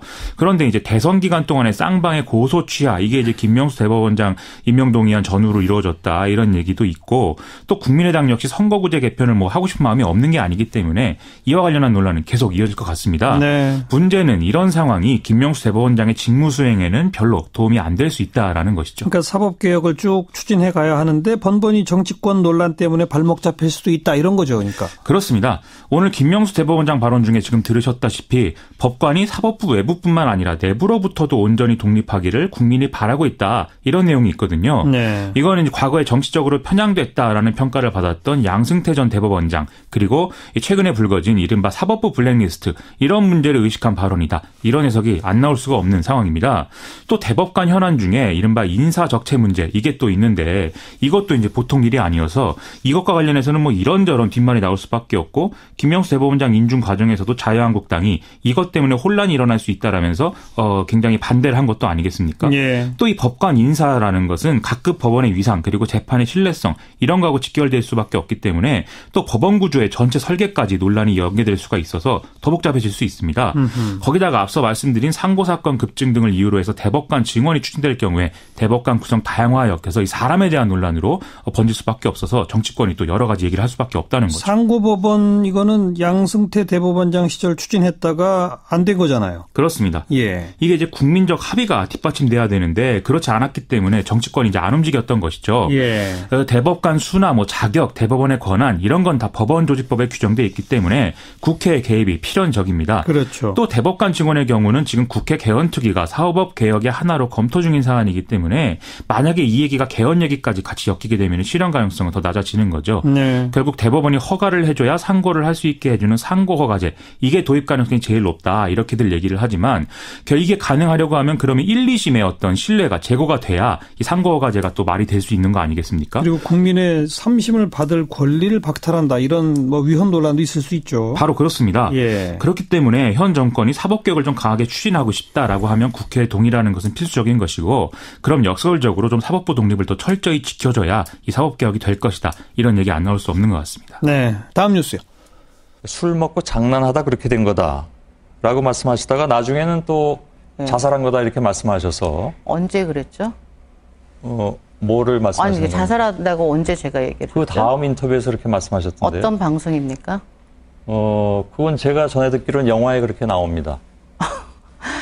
너무 여러 군데 매체를 했어요. 정확한 날짜도 기억도 못하고. 아니요. 예. 그거는 편집을 하셨나 보네요. 씨의 얼굴과 함께 나온 그 멘트이기 때문에 이상호 기자님께서. 네. 근데 김광석 씨 배우자 서혜순 씨 목소리네요. 어제 JTBC 뉴스룸에 출연해서 뭐 이런저런 얘기를 했는데요. 기억이 나지 않는다든지 뭐 경황이 없었다든지 이런 얘기를 많이 해서 인터넷에서는 계속 논란이 이어지고 있습니다. 오늘 아침에 CBS 라디오 김현정의 뉴스쇼에도 김광석 씨 유족 측 변호인 뭐 했던 분이 나와서 서혜순 씨 발언에 반발하고 의문 표하는 이런 상황도 이어졌는데요. 네. 당분간은 계속 이 논란이 이어질 것 같습니다. 내일 아침 김현정의 뉴스쇼에 아마 서혜순 씨가 인터뷰를 하는 모양인데 거기서는 또 어떻게 주장하는지 좀 봐야 되겠고. 서혜순 씨가 김광석 씨의 사망 진단서를 공개했다. 이런 뉴스도 나왔네요. 오늘 스포츠조선과 인터뷰 통해서 이 진단서를 공개했다고 하는데요. 작성일은 김광석 씨의 사망일인 1996년 1월 6일 오전 이렇게 돼 있고 사망 시간은 오전 3, 4시 사이로 돼 있다고 합니다. 그리고 사인은 질식사로 추정 이렇게 돼 있고 사고 종류는 자살 이렇게 써 있다는 거죠. 서해순 씨는 국가인권위원회에 진정을 냈다고요? 지난 22일 밤에 인터넷 통해서 인권위에 결백 주장하는 내용의 진정서를 냈다. 이런 보도가 나오고 있습니다. 근데 좀 이 사건의 진실과는 별개로 국민 여론이 좀 너무 과열돼 있는 거 아닌가 이런 걱정도 좀 생기고요. 네. 여러 의혹 제기되는 거는 뭐 어쩔 수 없는 일이겠는데 언론이 좀 더 이성적으로 중심을 잡았으면 하고 이 모든 상황이 다큐멘터리 영화 김광석 이게 이제 등장하면서 시작된 거 아니겠습니까? 이 방식에 대해서도 한 번쯤은 고민해봐야 될 지점이 있는 것 같습니다. 네, 수고하셨습니다. 고맙습니다. 김민아 기자였습니다.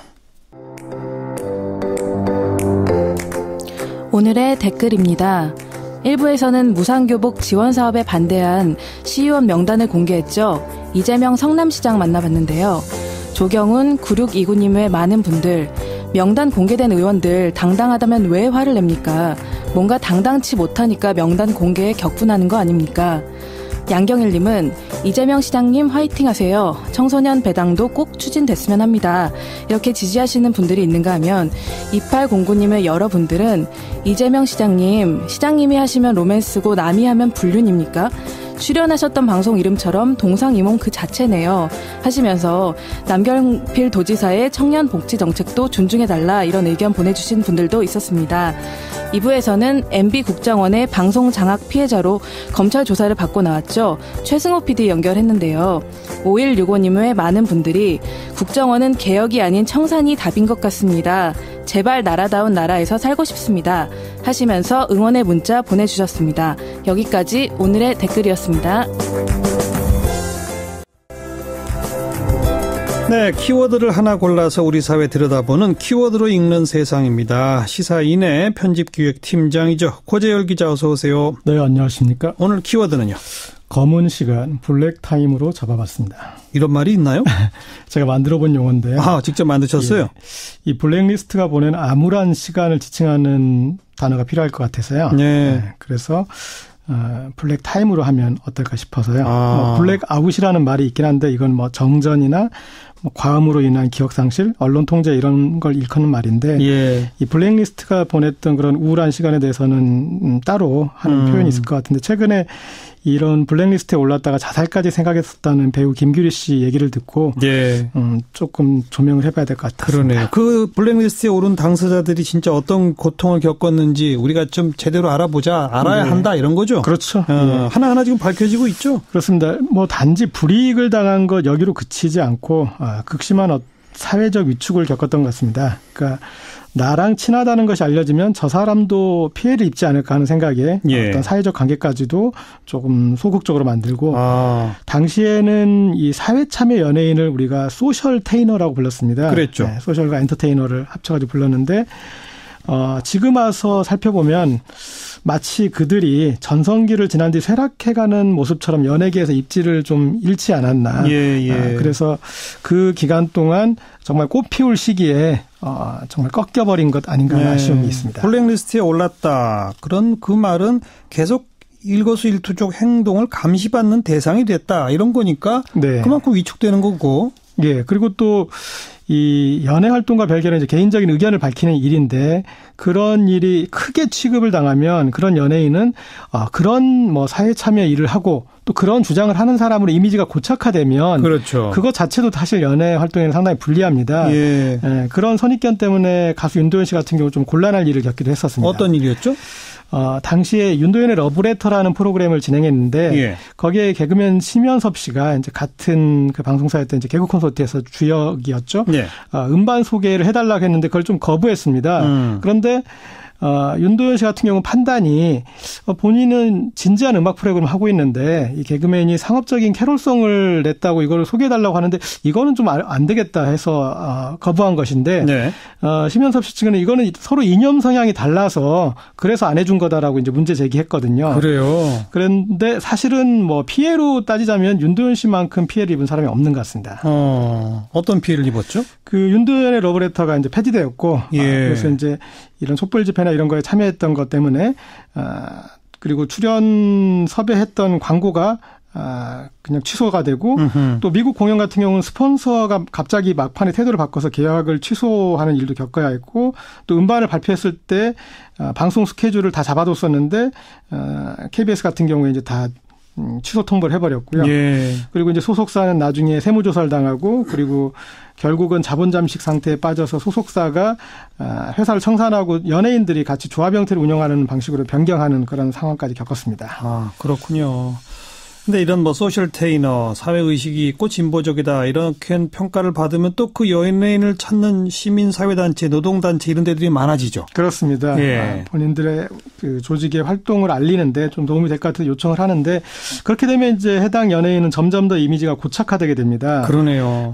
사실은 이제 또 본인은 정상적인 연예 활동이 지금 불가능한 상황인데 이런 행사만 몰리게 되면은 좀 더 이제 쏠림 현상이 나타나는데 제가 그때 기억나는 게 윤도현 씨가 활동 제약이 심할 때 그때 아마 이 요청을 받고 민주노총 파업 출정식에 이 공연을 했는데 예. 그 무대 바로 뒤에 이명박 퇴진 이런 글씨가 써 있더라고요. 그래서 사진에 저 글씨 앞에 윤도현 밴드가 있다면 YB가 있다면 반체제 가수로 좀 이미지가 고착될 수 있을 것 같다. 그래서 좀 걱정도 되기도 했습니다. 이런 걱정들 때문에 연예인들이 이런 그 시민사회단체나 노동단체 도와주고 싶어도 도와주지 못하는 이런 경우도 생기겠네요. 네, 그렇습니다.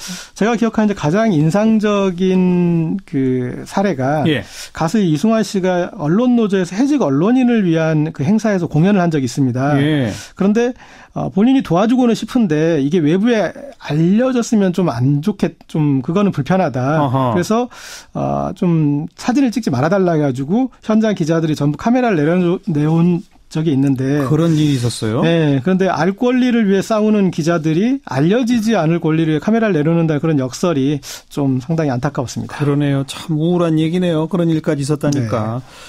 근본적으로 따지고 보면 국가정보원에서 연예인들을 정치 성향 때문에 감시한다. 참 이거 자체가 참 말이 안 되는 거 아닙니까? 네.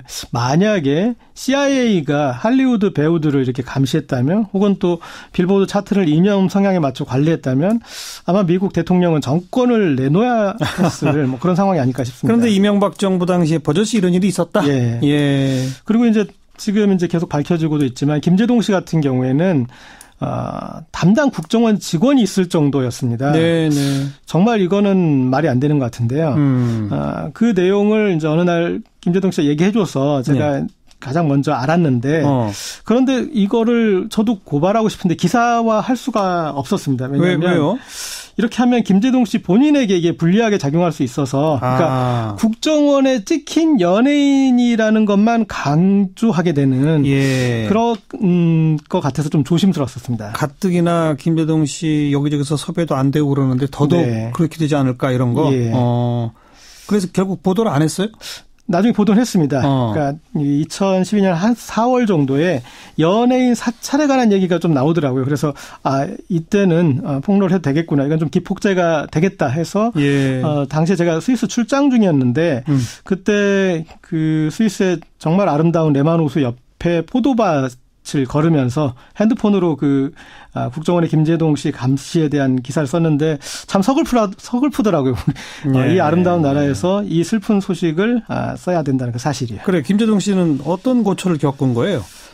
이 국정원 그 직원을 만났을 무렵이 김재동 씨가 고 노무현 대통령 추모 행사, 봉화마을 추모 콘서트에서 사회를 맡기로 했던 부분입니다. 그렇죠. 그래서 이제 어떻게 보면 그 사회를 맡지 말라는 무언의 압력인 거죠. 무언이 아니라 맡지 말라고 했다는 거 아니에요. 자기가 안 된다고 했다는 거 아닙니까? 네. 그런데 사회를 받고 결국은 그 뒤에 이제 엠넷에서 했던 김재동 쇼가 폐지됐는데 당시 제가 그 엠넷 김재동 쇼의 1회 녹화 때 갔었거든요. 그러니까 이미 방송을 위한 녹화를 다 해놓은 상태고 그때 아주 한류 스타로 최고 정점에 있던 가수 비를 섭외해서 해놨거든요. 네, 그런데 그 프로를 방영 못하고 결국은 이제 프로그램 자체가 시작도 못한 거죠. 네. 그래서 제가 김재동 씨 집에 갔다 깜짝 놀란 적이 있는데 그냥 당시 집안 구석구석에 온통 소주병들이 놓여 있더라고요. 그래요. 그래서 세상에서 가장 밝은 사람으로 보이는데 혼자 있을 때 세상에서 가장 어두운 사람이겠구나. 물론 이제 지금은 금주도 하고 건강도 좋아졌지만 상당히 이건 모든 고통들을 그런 개인이 감내해야 됐다는 사실이 상당히 슬펐습니다. 그때 공황장애 같은 것도 좀 앓고 그랬다고 그러잖아요. 네.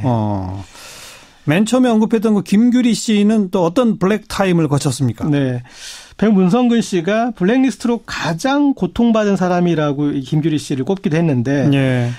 그 검은 시간의 농도, 그게 사회적 위치와 그가 처한 상황에 따라 다른 것 같은데 가장 불리한 위치에서 가장 위태로운 검은 시간을 보냈던 것 같습니다. 김규리 씨가요. 처음에 이 블랙리스트가 다시 언급되자 SNS에 이런 글을 남겼는데 이 몇 자에 나의 꽃다운 30대가 훌쩍 가버렸네. 10년이란 소중한 시간이. 네. 내가 그동안 낸 소중한 세금들이 나를 죽이는데 사용되었다니. 이런 말을 했는데 여배우가 가장 전성기를 일궈야 될 시기에 그렇게 몰리고 또 이제 일베와 같은 그런 그 악플러들한테 시달리면서 상당히 소진했던 것이 안타까웠던 것 같습니다. 네. 아까도 언급했지만 뭐 자살까지 생각해봤다. 진짜인가 그런 거죠? 네. 예. 뭐 이제 악플러들이 계속 너 왜 아직도 안 죽었냐? 죽어 이런 댓글을 다니까 실제 아이고. 그런 시도를 하기도 했다라는 얘기를 했는데 예. 정말 주홍글 씨처럼 낙인이 찍혀서 국정원의 댓글 부대는 사라지더라도 그 낙인은 남아있기 때문에 계속 악플러들이 그런 그 고정관념을 계속 반복하거든요. 네. 심지어는 요즘 나오는 김규리 씨 관련 기사에도 비슷한 악플을 단다고 합니다. 그래요? 네. 이렇게 되면은 배우는 이 억울함을 호소할 때도 자기 검열을 할 수밖에 없는 상황이 됩니다. 자기가 억울하고 고통을 받고 있는 것도 제대로 표현을 못한다. 예. 자기 검열해야 한다. 네. 참. 최근에 이제 썼던 걸 중에 이런 얘기가 있었습니다. 10년이면 글의 대가는 충분히 치른 것 같다라는 글을 올렸는데 하도 비난을 많이 받으니까 10년 전에 쓴 글을 자신도 모르게 잘못된 글 혹은 반성해야 할 글로 생각해버린 거잖아요. 네. 그래서 만약에 뭐 설사 잘못된 생각이 있더라도 모든 국민은 자신의 생각을 말할 권리가 있는 법인데. 그렇죠. 그리고 지금 와서 봤을 때 뭐 틀린 표현도 아니고 그런데 이 아직까지도 자기 검열하는 게 좀 안타까웠고 그리고 이제 그런 얘기를 하더라고요. 피해를 입었다는 것을 자기가 표현을 하면은 사람들은 아니 네가 못 나서 배역을 못 맡은 것인데 그게 왜 블랙리스트 때문이야. 이런 식으로 비난이 나올까 봐 자기가 피해를 입었다라는 거를 자기 스스로 표현을 좀 못하는 그런 상황이었습니다. 예, 그래요. 이 블랙리스트들 뭐 여러 어려움이 있었지만 상대적으로 그런 그 강도가 심했던 것 같고요. 네. 사실은 저도 이 블랙리스트에 조금 올랐던 적이 있는데 저는 이 정도는 아니었던 것 같습니다. 고재열 기자가 블랙리스트에 오른 적이 있다고요? 네. 왜요? 저도 심증은 가는데 물증이 없었는데 최근에 이명박 정부 당시에 여러 가지 것들이 지금 밝혀지면서 나온 것 중에 2011년에 MBC에서 고정 출연 제한 심의 규정이라는 게 만들어졌다고 합니다. 근데 내용을 보니까 사회적 쟁점이나 이해관계가 첨예하게 대립된 사안에 대해 특정인이나 특정 단체의 의견을 공개적으로 지지 또는 반대하거나 유리 또는 불리하게 하는 발언이나 행위를 한 경우의 사람이라고 하면서 21명을 특정했어요. 그래서 뭐 배우 문성근, 김여진 씨, 그리고 소설가 이해수, 공지영 씨, 그리고 언론학 교수인 최영무, 김창남 교수, 뭐 화가 이목상 선생님, 그리고 영화인 김조광수, 그리고 뭐 홍수야 선생님, 뭐 이런 기라성 같은 분들한테 저를 같이 껴줘서 좀 영광스럽긴 한데 어쨌든 이런 분들의 단지 사회적 발언을 한다는 이유만으로 MBC에 출연할 수 없다라는 그런 규정을 내린 거죠. MBC에 고정 출연을 못하는 명단, 거기에 올라갔었다. 그리고 사실은 정관용 교수님도 비슷한 이런 블랙리스트 관련해서는 산증인 아니신가요? 아니. 지금 국정원 문건이니 뭐니 이런 게 더 나오는 게 다 2009년 그 이후잖아요. 네네. 그죠? 예. 저는 그 전인 2008년 근데 이미 잘렸어요. 2008년에 그런 문건이 있습니다. 문화 권력 균형화 전략이라고 그게 이제 2008년 블랙리스트가 나오기 전에 그런 문건이 있었고 그리고 블랙리스트 전에 아마 제 생각에 스페셜리스트로 취급을 하셨겠죠. 자, 어쨌든 연예인들은 대중매체에 계속 노출이 돼야 하는데 블랙리스트에 오른 연예인들은 그 대중매체 노출의 기회를 잃게 되고 그럼 당연히 대중으로부터 잊혀지고 그런 거죠. 그리고 또 사실은 사회 참여 자체도 좀 위축됩니다. 예. 여기 있는 블랙리스트들의 특징이 초기에는 이렇게 활발하게 발언을 하시다가 사실은 조금 그 뒤에 적극적인 자기 목소리도 못 내는 경우가 생겨요. 왜 그렇게 되죠?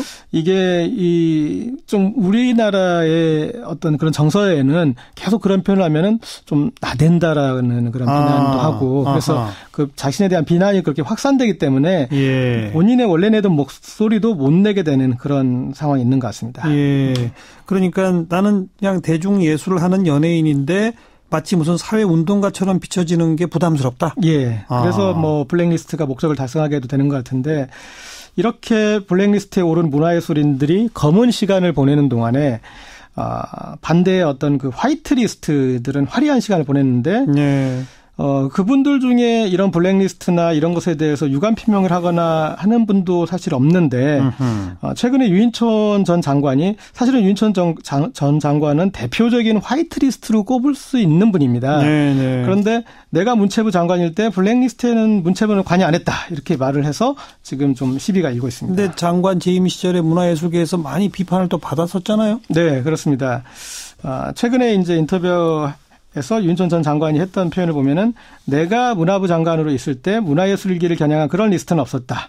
요즘 정권이 바뀌니까 그렇겠구나 생각을 하는데 배제하거나 지원을 한다는 게 누구를 콕 집어 쪽집게처럼 되는 일이 아니다. 당시 지원 현황 같은 것을 보면 금방 나오리다. 우리는 그런 차별한 적이 없다라고 말씀하셨는데 이 문화부 장관으로 있을 때 유인촌 전 장관을 이 문화예술인들은 지우개 장관이라고 불렀습니다. 지우개? 예. 왜요? 모든 걸 지운다는 거죠. 그래서 노무현 지우기, 민해총 지우기, 한예종 지우기. 그래서 뭐 황지우 한예종 총장 그리고 김윤수 그 국립현대미술관 관장, 김정환 문화예술위 위원장이나 이런 사람들을 모두 이 쫓아내는데 역할을 했다라고 그때 평가를 하고 있고 문화예술계 단체장이나 기관장을 전면 교체하고 교체하는 과정에서 영향력을 행사한 매 기관마다 잡음이 좀 있었고 뭐 그런 것들이었었죠. 예. 그래서 당시에 뭐 좌파 적출이다라는 지금은 이제 적폐청산이라는 표현을 하는데 그때 유행했던 단어는 좌파 적출이었습니다. 네. 유인촌 전 장관도 아마 인터뷰에서 단체장 교체, 기관장 교체 등등은 좀 논란이 있었다는 거는 인정을 해요. 네. 그런데 내 재임 시절에 지금 박근혜 정부 같은 블랙리스트는 없었다. 그런 얘기거든요. 본인이 이제 얘기하는 글자 그대로 블랙리스트 작성에는 관여하지 않았다라는 이제 뭐 그런 주장일 것 같습니다. 그런데 아까 제가 말씀드렸던 문건 2008년 8월에 문화예술 균형화 전략 해가지고 이제 그런 것도 있었고 실제 어떻게 보면 블랙리스트보다 더 이 큰 역할을 했던 그런 단체장을 몰아내는 데 역할을 했기 때문에 본인이 하실 얘기는 아닌 것 같습니다. 알겠습니다. 오늘 키워드 블랙타임, 블랙리스트 거기에 오른 뭐 대중 연예인 그분들의 이름만 그냥 떠올리는 것이 아니라 그분들이 지난 10년 정도 어떻게 했는지 한번 잘 지켜보자. 우리도 거기에 좀 관심 갖자. 이 말씀까지. 네. 고맙습니다. 네. 시사인의 고재열 기자였습니다. 감사합니다. 시사잡기 오늘 여기까지입니다. 내일 다시 뵙죠. 안녕히 계십시오.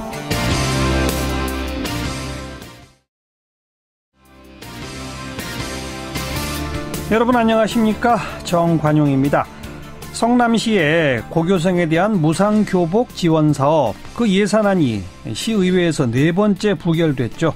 그러자 이재명 시장이 반대한 시의원들 명단을 SNS에 공개했습니다. 이 파장이 커요. 명단이 공개된 시의원들은 법적 대응에 나서겠다 이렇게 강력 반발하고 있는데 잠시 후 이재명 시장의 입장 직접 들어보겠고요. 내일 저녁 청와대에서 열리게 되는 여야 대표회동 뉴스사이다 시간에 그 전망해드리겠고요. 7시 5분 시작되는 2부, 오늘 검찰에서 피해자 조사를 받은 뉴스타파의 최승호 PD, 전 MBC PD였죠. 자, 공영방송 장악 음모의 최종 책임자는 이명박 전 대통령이다. 검찰에 들어가면서 이렇게 발언했는데 이야기를 좀 들어보겠습니다. 또 미군의 B-1B 출격, 북한이 모르고 있었다. 그래서 아무 대응도 못했다. 이런 분석이 나오고 있죠.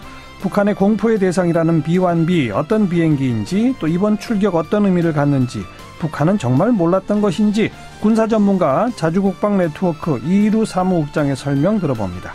그리고 키워드로 읽는 세상 코너까지 준비하죠. 광고 듣고 출발합니다.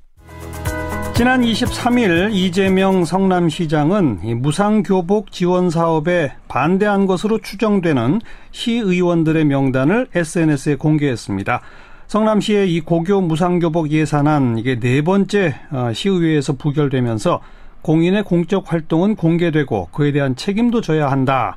그러면서 자유한국당, 바른정당 소속 시의원들 이름을 공개한 건데 파장이 일파만파입니다. 자, 이재명 성남시장을 연결해 봅니다. 안녕하세요. 네, 반갑습니다. 이재명입니다. 먼저 고교 무상교복 이게 사업이 어떤 사업입니까? 고등학교 입학생들에게 약 30만 원 정도 해당되는 교복 구입비를 지원해 주자 뭐 그런 거였습니다. 네, 그러면 얼마쯤 들죠, 돈이? 뭐 한 30억 정도 되죠. 성남시 예산이 1조 6천억인데 극히 일부 예상됩니다. 중학교는 지금 무상교복을 하고 있습니까? 네. 이미 중학생들은 하고 있고요. 전원. 고등학생들도 예를 들면 기초생활수급자들은 이미 하고 있습니다. 기초생활수급자만 하고 있는데 네, 전원에게는 이제 전원에게로 하자 이거죠. 이게 이제 새누리당이 아니라 이제 요새 자유한국당, 바른당 시의원들의 반대로 좌초된 겁니다. 근데 이게 벌써 시의회에서 네 번째 부결이라면서요? 네, 이게 뭐 성남시에서는 이게 뭐 자주 있는 일이고요. 이전에도 이제 당시 새누리당 시의원들이 계속 예를 들면 교육 지원 사업, 뭐 기업 유치 뭐 이런 것들도 계속 반대하다가 결국은 이제 저희가 계속 시민들하고 힘을 합쳐서 계속 추진하고 결국은 여론의 이제 압력 때문에 마지막에 한 4-5번째 통과되고 이런 게 다반사였습니다, 성남시. 뭐 그래도 어쨌든 이걸 부결시키면서 반대한 분들의 이유가 있을 거 아니에요? 어떤 이유입니까? 나름 뭐 예산 부족이다, 뭐 다른 거 해야 된다, 뭐 이런 얘기들이 있는데 뭐 저희하고는 이제 의견이 좀 다른 것이고요. 아니 아마 이런 때마다 부결할 때마다 이유들이 조금씩 바뀌어서 저희는 뭐 타당성이 없는 이유라고 생각하죠. 네, 기초생활수급자 같이 가난한 학생들한테 교복 주는 건 좋은데 부잣집 자식까지 교복을 공짜로 줘야 되느냐 이런 논리 어떻게 생각하세요? 그 부자가 몇 명이나 되겠습니까? 그리고 이제 부자들 그야말로 지원을 안 받아도 되는 부자들을 골라내려면 골라내는 비용이 더 들어요. 예를 들면 100명을 골라내본들 한 명의 인건비 받게 안 됩니다. 1년 내내 심사하고 있어야 되잖아요. 그리고 또 한 가지는 부자들은 이미 부자라서 세금을 더 많이 냈는데 복지 혜택을 받을 때도 또 차별해야 된다고 하는 법은 없는 거죠. 예를 들면 선별적으로 해야 될 게 있고 이 교복 정도는 뭐 액수도 많지 않고 하니까 굳이 뭐 잘 사냐 못 사냐 골라내 가지고 하는 것이 부작용이 크니까 전원한테 하는 게 맞죠. 그래서 수업료 면제나 이런 것도 지금 해주고 있는데 가난한 사람만 해주고 부자는 안 해주고 그러지 않잖아요. 정부 정책도 그런 게 많습니다. 결국 선별복지냐 보편복지냐의 철학의 차이로부터 나오는 그런 차이는 분명히 있는 거네요. 뭐 그런 측면이 있긴 한데요. 제가 보기엔 발목 잡기 측면이 좀 더 많다고 생각됩니다. 자, 그리고 반대한 의원이 총 몇 명이죠? 저희는 지금 그러니까 본회의에서 부결했는데 그때는 누가 부결 반대했는지 모르죠. 다만 이게 상임위원회에서 일단 가부 동수로 통과가 됐는데 예결위에서 5명이 반대해서 일단 삭감안이 본회의에 갔기 때문에 저희는 이제 공개되어 있는 예결위 상임위에서 반대한 사람들을 알려준 것이죠. 상임위하고 예결위에서 명확하게 반대 의사를 표결에 참여한 사람들을 저희가 한 번 더 알려준 거예요. 그리고 상임위하고 예결위는 생중계했어요. 시민들에게. 이미 다 공개되어 있고 회의록도 있고 생중계된 건데 제가 한 번 더 얘기한 거죠. 그 상임위와 예결위에서의 투표는 공개 투표입니까? 물론이죠. 네, 거수 투표했어요. 거수 투표에서 반대에 손든 의원들 8명의 명단을 공개했다. 그렇습니다. 그 당연히 공인들이 공적으로 한 것이고. 그리고 이미 생중계돼서 반대에 손든 것들이 TV 화면에 나왔기 때문에 새삼스러운 게 아니다. 그럼요. 이 새로 공개한 게 아니고 공개돼 있는데 제가 한 번 더 알려줬다고 이제 화를 내고 있는 거죠. 저는 화를 내는 이유를 잘 모르겠어요. 그게 진짜 이유 아니겠어요? 그런데 바른정당 소속의 이기인 의원이 본회의 무기명 투표에서 자기는 기권표를 던졌다. 상임위 예결위에서 낸 의견을 토대로 추정해서 본회의 비밀투표에서 반대한 의원으로 지목했다. 이렇게 주장하는데 그거 어떻게 생각하세요? 사실 말이 안 되는 변명이죠. 본회의에서 뭐 찬성 반대인지 우리가 알 길이 없고 예. 본인이 뭐 기권했는지 우리가 알 수가 없지 않습니까? 예. 명확한 건 이기인 의원이 예결위에서도 반대했고 상임위에서도 반대했어요. 예. 공개적으로. 해놓고는 뭐 자기는 마음속으로 뭐 어떻게 생각하는지 모르겠지만 제가 본회의에서 어떻게 했다 얘기한 게 아니에요. 상임위에서 반대했다. 그래서 제가 명단을 상임위 예결위 명단을 공개했죠. 그러니까 시장님의 주장은 만약 이기인 의원의 주장대로 본회의에서 기권표를 던졌더라도 그거는 관계없다. 그건 제가 알 수 없는 일이고. 그러니까 상임위와 예결위에서 공개적으로 반대한 그것만 공개한 거다. 이 사람이 만약에 찬성했으면요 통과됐습니다.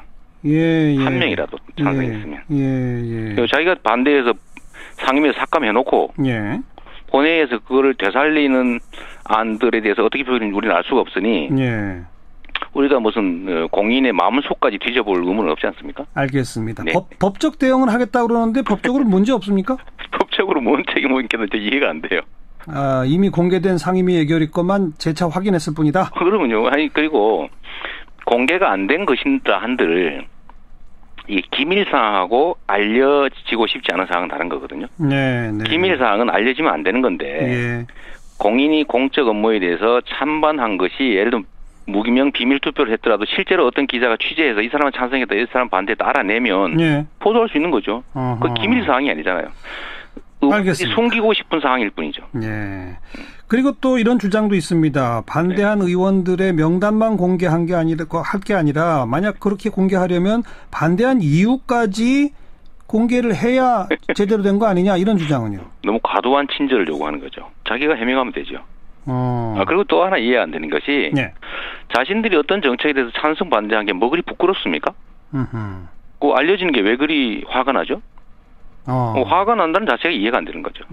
당당하게 해야죠. 근데 이제 알려지고 나니까 또 이제 그 시의원들의 전화번호까지도 공개가 되고 뭐 문자 폭탄이 쏟아지고 뭐 이런다고 그러지 않습니까? 그거야 칭찬만 받고 싶은 사람들의 마음인 것이고 공인이 예를 들면 국민들, 시민들의 일을 대신하면서 잘못하거나 또는 주권자의 의지에 반하는 거에 대해서 주권자로부터 비난받는 거를 두려워하거나 괴로워하면 안 되죠. 그럼 그런 짓 하지 말라는 게 바로 국민들의 알겠습니다. 원한 아닙니까? 네.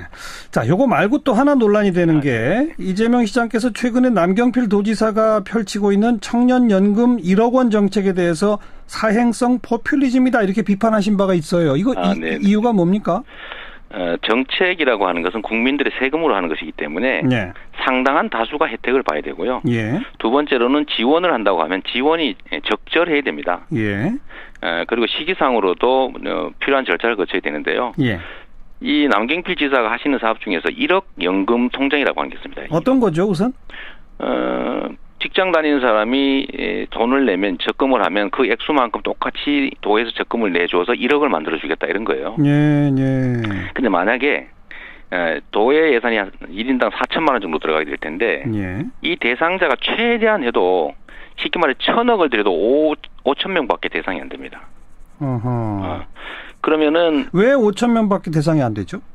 예를 들면 1인당 4천만 원을 대주는 사람이 대상자가 10,000명이면 4천억이 되잖아요. 그렇죠. 5천 명도 아니네 보니까. 한 2,000명 이 정도 되겠죠. 근데 2,000명을 대상으로 하는데 경기도에 해당되는 청년은 300만 명입니다. 300만 명 중에서 1,000억을 들여서 2,000명을 지원해 준다면 또는 3,000명을 지원해 준다면 0.1%잖아요. 그러니까 이 청년연금 1억 원 정책의 예산 총액은 딱 정해져 있어요? 지금 내년에 수백억을 가지고 하겠다는 건데 이 수백억 하면 나오면 오히려 그들의 의도에 놀아나는 측면이 있긴 있습니다. 지적만 딱 하고 법적으로 가자. 네네. 알겠습니다. 여기까지 말씀드릴게요. 고맙습니다. 네, 감사합니다. 이재명 성남시장이었습니다. 네, 윤태곤 실장의 휴가로 오늘 프레시안 곽재훈 기자가 대신합니다. 곽재훈 기자 어서 오세요. 네, 안녕하십니까. 내일 청와대에서 문재인 대통령 그리고 여야 정당 대표 회동 확정됐죠? 네, 전병헌 청와대 정무수석이 오늘 오후 브리핑에서 이 민주당과 국민의당 그리고 바른정당, 정의당 이 4개 정당을 대상으로 여야 지도부 청와대 초청 대화를 당대표 회동으로 추진하기로 했다면서 당 대표들 일정을 고려해 27일 오후 7시 만찬으로 진행할 것이라고 밝혔습니다. 당 대표만, 원내대표는 아니고. 네, 그렇습니다. 근데 통상 이런 경우 오찬을 하지 않나요? 방송 보도나 이런 걸 감안해서? 네, 그 전병헌 수석이 당 대표 일정을 고려해서 이렇게 설명을 했는데요. 뭐 사실 국민의당 안철수 대표 때문이라고 합니다. 안 대표가 원래 오늘부터 내일까지 1박 2일로 부산, 울산, 경남 지역 방문 일정이 잡혀 있었거든요. 그래서 올라오면 저녁이 된다? 네. 네. 홍준표 대표는 결국 불참이죠? 네, 홍준표 자유한국당 대표는 불참 의사를 유지했습니다. 홍 대표는 아침에 기자들과 만나서 과거 정권에서는 야당이 영수회담을 요구했는데 이 정부 들어와서는 왜 여야를 전부 불러서 행사를 하겠다는 거냐, 10명 불러놓고 사당장 사열하겠다는 거냐 이렇게 얘기하면서 네. 국민에게 보여주기식 정치 쇼하겠다는 것밖에 안 된다 이렇게 거부 의사를 밝혔습니다.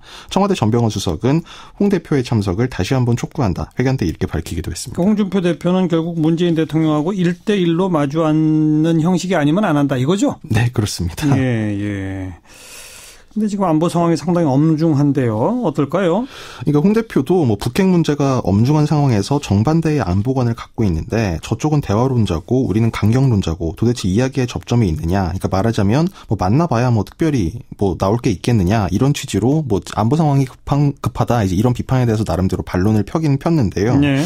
근데 또 한편으로는 대화하려면 이제 문 대통령과 홍 대표 둘이서 1대1로 1시간 반, 2시간 동안 전체 현안을 두고 이야기할 수 있어야 한다. 단둘이 만나면 문제는 달라진다. 또 1대1 회동은 하자는 거거든요. 네. 안보 관련 인식이 달라도 말이죠.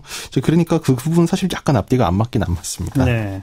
안철수 대표는 안보 문제 위주의 회담이 돼야 한다. 이렇게 조건을 제시했다고요? 네. 그래서 청와대에서 뭐 이런 요구도 받아줬습니다. 전병헌 수석은 엄중한 안보 상황에 대한 초당적 대처 등 안보 의제 중심으로 논의하기로 했다. 이렇게 내일 회동 의제를 밝혔습니다. 그럼 어떤 얘기들이 오갈까요? 근데 뭐 사실 안보를 의제로 했을 경우에 그 여야를 떠나서 이제 한국에서 뭐 여당이든 야당이든 뭐 정부든 할 수 있는 요인이 사실 별로 없거든요.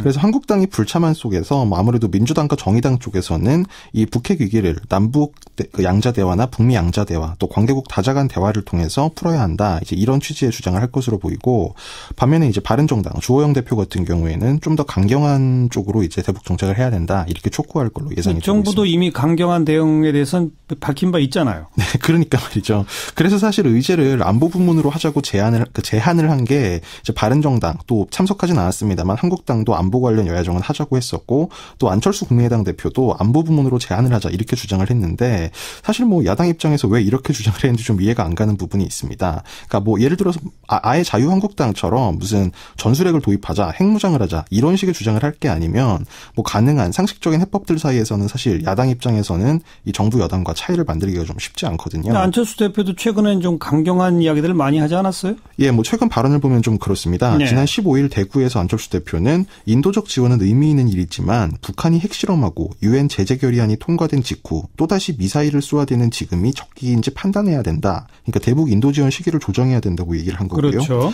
또 지난 18일에는 문재인 정부의 나약한 유화론이 북한뿐 아니라 국제사회에 잘못된 신호를 보낼 수 있다. 상당히 좀 세게 얘기하면서 전술핵 관련해서도 모든 옵션을 검토해야 한다. 이렇게 말하기도 했습니다. 그런데 이렇게 되면 당내에서 햇볕 정책을 지지해온 다른 의원들한테는 좀 비판을 받지 않겠어요? 네, 아무래도 그런 부분이 좀 우려가 됩니다. 이제 그래서 국민의당 이제 특히 호남 의원들 같은 경우에는 이 김대중 정부 햇볕 정책에 대해서 이 강한 찬성 의견을 갖고 있기 때문인데요. 그러니까요. 이제 그랬기 때문에 사실 지금 시점에서 이 안 대표가 대북 정책 문제로 문재인 정부가 각을 세우는 거는 뭐 당 내적으로 보나 아니면 뭐 이 일반 여론으로 보나 별로 효과가 좀 의심되는 부분은 있습니다. 네. 사실 그래서 오늘 당 중진 의원들을 만나서 좀 조율을 하기도 했는데요. 어떤 분들을 만났어요? 박지원 대표는 안 왔고 김동철 원내대표 그리고 정동영, 천정배, 조배수, 유성엽 의원 등 이 당 중진들과 조찬회동을 가졌습니다. 다 호남 의원들인데요. 네, 그렇습니다. 예. 이 중진 의원들은 외교안보 라인의 전면 교체를 요구해야 된다. 그러니까 정부 외교안보 라인에요. 이런 의견을 안 대표에게 전달을 했고 이에 따라 안 대표도 청와대 회동에 가서 이런 요청을 할 걸로 지금 예상이 되고 있습니다. 외교안보 라인을 어느 쪽으로 전면 교체하라는 건가요? 그러니까 사실 그게 문제인데요. 그러니까 오늘 조찬에서도 한 중진 의원이 안 대표에게 정부 대북 정책을 비판하는 것도 중요한데 그걸 어떤 입장에서 얘기할 것인가 더 중요하다. 그러니까 안 대표 본인부터 정확한 입장을 정리해야 된다. 몇백 명밖에 안 됩니다. 예. 그러니까 제가 최대로 많이 쳐준 거예요. 예. 대상자가 너무 희소하고 두 번째는 1억 또는 4, 5천만 원이 너무 과대하다. 네. 세 번째로는 이런 사업은 원래 본회의에서 예산 심의하고 내년에 시행하고 그 다음에 평가하고 하는 것인데 예. 지금 급한 일도 아닌데 추경이 해가지고 11월에 집행하겠다는 거예요. 예. 그래서 이게 대상이 너무 희소하고 액수가 너무 많아서 대상자가 될지 안 될지 아무도 알 수 없는 거죠. 그래서 이게 약간 로또적 요소가 있는 겁니다. 예. 잘 되는 사람은 대박이고 예. 대부분은 떨어지고. 네. 그래서 이게 사행적인 요소가 있다. 그다음에 포퓰리즘 정책이다라고 제가 얘기한 거죠. 아니 이제 보도된 바에 의하면 그게 네. 경기도 내에 제조업, 중소기업에 근무하는 청년 근로자가 네네. 10년 이상 매월 일정액을 납입하면 네. 도에서 동일한 금액을 지원해서 퇴직연금 포함해서 최대 1억 원 자산 형성할 수 있도록 한다 이거지 않습니까? 그렇죠. 네. 그러면 이거는 경기도 내 제조업, 중소기업에 10년 이상 매월 적금 부은 사람은 다 대상이 돼야 되는 거 아니에요? 근데 그걸 왜 로또라고 표현하신지가 잘 이해가 안 돼요. 안 되지요. 그 사람들이 일단 18세부터 35세까지 대상자는 잠재적 대상자는 300만 명이고 예. 그중에서 회사에 다니는 사람이 몇 명인지 모르겠지만 예. 왜 그 사람으로 제한하는지도 명확하지 않고 어허. 왜냐하면 150만 원이든 139만 원이든 뭐 200만 원이든 그 차별을 받아야 될 합리적 근거는 없는 거죠. 예. 그다음에 회사에 다니는 그 해당자조차도 사실 숫자가 엄청나게 많을 거예요. 예. 근데 그중에서 예를 들면 몇백 명 예를 들면 2, 3천 명을 골라서 3, 4천만 원씩 지원을 해준다. 네. 대상자가 될 가능성이 매우 희박하죠. 그래서 매우 사행성이 있고 예. 포퓰리즘적이다. 그 얘기였습니다. 이 청년 1억 연금 정책 말고 경기도가 하는 청년 통장 사업이라고 또 있습니까? 그거는 1,000만 원 정도를 만들어주는 거예요. 1,000만 원 정도를 만들어주는 건데 그거는 지금 시행하고 있습니다. 그리고 그건 괜찮은가요? 그 정책? 저는 그 정도는 좀 해줄 수도 있겠다. 좀 네. 측면이 없지 않지만 시민 세금으로. 네. 저는 그에 대해서 비판하지 않았고요. 이제 여기서 이제 뭐 인기가 좋으니까 1억 얘기가 나온 겁니다. 이거는 좀 사행성? 그건 너무 지나치죠. 대상자도 매우 적고 상대적으로 그럴 수밖에 없잖아요. 그래서 그 지적을 했는데 우리 남지사께서 제가 청년 통장을 비판한 것처럼 지금 시행하는 청년 통장을 비판한 것처럼 반박을 했어요. 반박을 하셔서. 근데 그건 아니다. 그건 아니었죠. 저 1억 얘기를 한 겁니다. 1억 너무하다. 알겠습니다. 네. 이번 설전이 벌어진 걸 두고 내년 지방선거 염두에 두고 일찌감치 전초전 시작된 거 아니냐 이런 얘기가 나오던데 어떻게 보세요? 그건 아니. 그렇게 생각하는 분도 있을 수 있는데요. 저도 경기도민이고 경기도민들의 세금이 이렇게 정략적으로 특정 소수에게 그야말로 타겟 복지라고는 하지만 저는 타겟 특혜라고 생각하는 이런 정책으로 낭비되면 안 된다. 예. 그리고 그런 걸로 안 그래도 힘든 청년들을 또 좀 힘들게 하면 안 된다 그런 거죠. 지금 청년 통장도 지금 10대 1이라는 거거든요. 1,000만 원 지원하는 것도. 알겠습니다. 1억 지원하면 어떻게 되겠어요? 네네. 떨어지는 사람이 훨씬 몇십 배 많아지겠죠. 알겠습니다. 네네. 오늘 모신 김에 정치쟁점 가운데 하나만 그 정진석 자유한국당 의원이 고 노무현 전 대통령 부부싸움 끝에 부인이 가출하고 스스로 이런 발언 이거에 대해서 이 시장께서 SNS에 관련 기사도 링크하고 하셨는데 어떻게 보세요? 저는 정말 좀 저질스럽다고 생각합니다. 이게 예를 들면 표현도 좀 그렇고 또 팩트들도 좀 사실 왜곡된 측면들이 분명히 있고 똑같은 얘기를 해도 공당의 대표적인 분이 그렇게 얘기하는 것은 옳지 않고요. 두 번째는 MB에게 쏠리는 수사 압력, 물타기 하려고 그 억울한 분을 끌어들인 것이죠. 정말 도의적 차원에서나 또 좀 정치적으로나 지나친 것 같습니다. 이명박 전 대통령을 구하려고 이명박 대 노무현 전 대통령 이런 식의 구도를 만들려는 계산이다 이렇게 보시나요? 저는 그렇게 보죠. 물타기 하는 거다. 노무현 대통령을 끌어들여서 이명박 대통령에게 쏠리는 수사 처벌 압력을 약화시키려는 것으로 보여집니다. 이렇게 되면 약화되나요? 아무래도 쟁점이 흐트러지니까요. 흐트러지고 다 그렇지 이런 여론을 만들 수 있다고 믿는 것 같습니다. 네. 그래서 어떤 의미에서는 이재명 시장이나 더불어민주당 쪽에서 오히려 이 정진석 의원의 이런 발언에 대해서는 좀 너무 세게 맞공 펴는 것은 그들의 의도에 정략적으로 놀아나는 거다라는 시각도 있던데요. 지적은 해야 되겠죠. 지적은 하고 저는 이런 경우에는 그거 가지고 갑론을박할 게 아니라 지금 노건호 씨가 하는 것처럼 법률에 의뢰하고 그냥 법적 대응으로 처벌하고 왜냐하면 이건 규칙을 깨는 행위이기 때문에요. 네.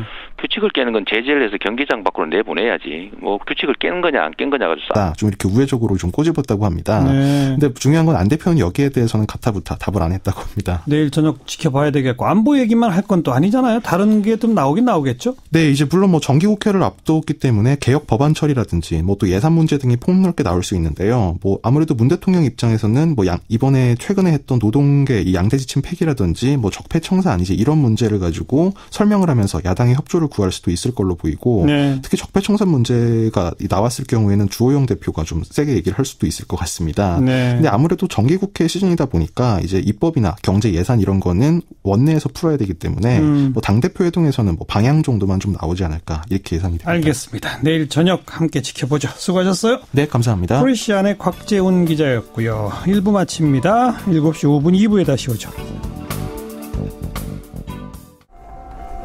이명박 정부의 방송 장악 수사와 관련해서 뉴스타파의 최승호 PD 오늘 검찰에서 피해자 조사를 받았습니다. PD수첩, MBC PD수첩 제작하다가 2012년 MBC에서 해고당한 최승호 PD죠. 자, 검찰에 들어가면서 이명박 전 대통령이 모든 책임을 져야 한다 이렇게 말했다는데요. 조사받고 나온 최승호 PD 연결합니다. 안녕하세요. 네, 안녕하십니까. 모두 몇 시간 조사 받으셨어요? 예, 10시에 들어가서 5시에 나왔습니다. 7시간이나? 네. 검찰은 주로 뭘 묻던가요? 검찰이 그 당시 이제 일반적인 배경을 묻고, 그리고 이제 검찰이 확보한 국정원 문건을 토대로, 예. 질문을 했는데, 예. 그 문건 내용이 좀 상당히 놀라운 내용들이 있더군요. 지금 공개되지 않은 그런 문건 내용들을 보셨어요? 예. 어떤 것들이 그러니까 예. 제 입장에서는 이제 저의 개인에 대한 내용이 있는 문건을 봤는데요. 예. 제가 이제 2011년 3월 달에 이제 PD수첩에서 쫓겨났거든요. 예. 예. 그 당시에 이제 PD수첩 제작진 한꺼번에 6명을 갈아치우면서 저도 같이 쫓아냈는데. 예. 그 전에, 그 일이 일어나기 전에, 국정원에서 PD수첩에서 최승호 PD를 전출해야 된다. 라는, 전출 조치를 해야 된다라는 내용이 있는 문건을 제가 봤습니다. 네. 그거는 이제 일종의 계획이었던 것 같고요. 예. 그리고 이제 실제 전출이 이루어지고 난 뒤에, 몇 달 뒤에 만들어진 또 하나의 문건을 봤는데, 그 문건에서는 예. 국정원의 그 문건을 생산한 그 부서에서 그 부서 주요 성과, 부서 핵심 성과, 예. 부서 핵심 성과라는 그 제목으로, 예. 최승호 PD수첩에서 전보, 그리고 김미화 씨, 방송 하차, 예. 이 두 가지 이 내용을 핵심 성과다. 이렇게 하면서 보고한 내용을 제가 확인을 했습니다. 네. 그러니까 이제 이게 1년에 전출시킬 거다. 그리고 전출시키고 난 뒤에 핵심 성과라면서 자기네들이 일종의 이제 성과를 자랑하는 윗사람들한테 윗분들한테 우리 이런 거 했습니다. 이렇게 자랑하는 그런 내용을 같이 확인할 수 있었던 거죠. 네. 그래서 그런 문건은 이제 처음 보신 거잖아요. 처음 봤습니다. 예. 그 보고 느낌이 어떠셨어요, 그래?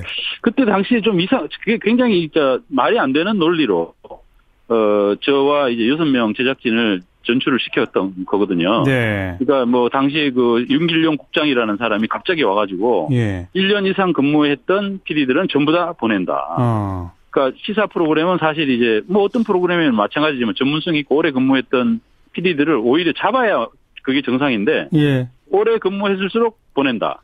이런 이제 방침을 발표를 하면서 6명을 쫓아냈고요. 네. 그리고 저에 대해서는 최승호 PD를 자유롭게 해주자. 최승호 PD가 얼마나 힘들겠느냐. 매번 프로그램 할 때마다 힘들고. 그런 얘기를 하면서 저를 이제 쫓아보냈었습니다. 네. 제가 생각해보니까 이런 국정원이 이런 계획을 잡고 있었다면 아마, 글쎄요, 이런, 계속 이제, 국정원이 앞으로도 계속 힘들게 할 거니까 아예, 너무 힘들게 하지 말고 그냥 이렇게 우리가 보내주자. 뭐 이런 뜻이었는지. 모르겠습니다만 하여튼 그때 당시에는 이해가 안 가는 멘트였는데. 그리고 이해가 안 가는 이유로서 했는데 그 배경에 국정원이라는 큰 권력이 도사리고 있었다라는 그런 걸 확인한 것 같습니다. 그럼 국정원의 그런 이 전출시켜야 한다라고 하는 계획이 실행되는 과정에 대해서는 어떻게 짐작하세요? 국정원이 이런 보고서를 만들고 청와대까지 보고를 했고 뭐 그런 건 지금 확인이 됩니다만은 그 다음에는 아마 뭐 이 내용을 뭐 여러 가지 그 경로를 통해서 네. MBC 경영진 그 당시에 이제 사장이 김재철 씨였으니까요. 네. 이 MBC 경영진을 통해서 관철을 시켰겠죠.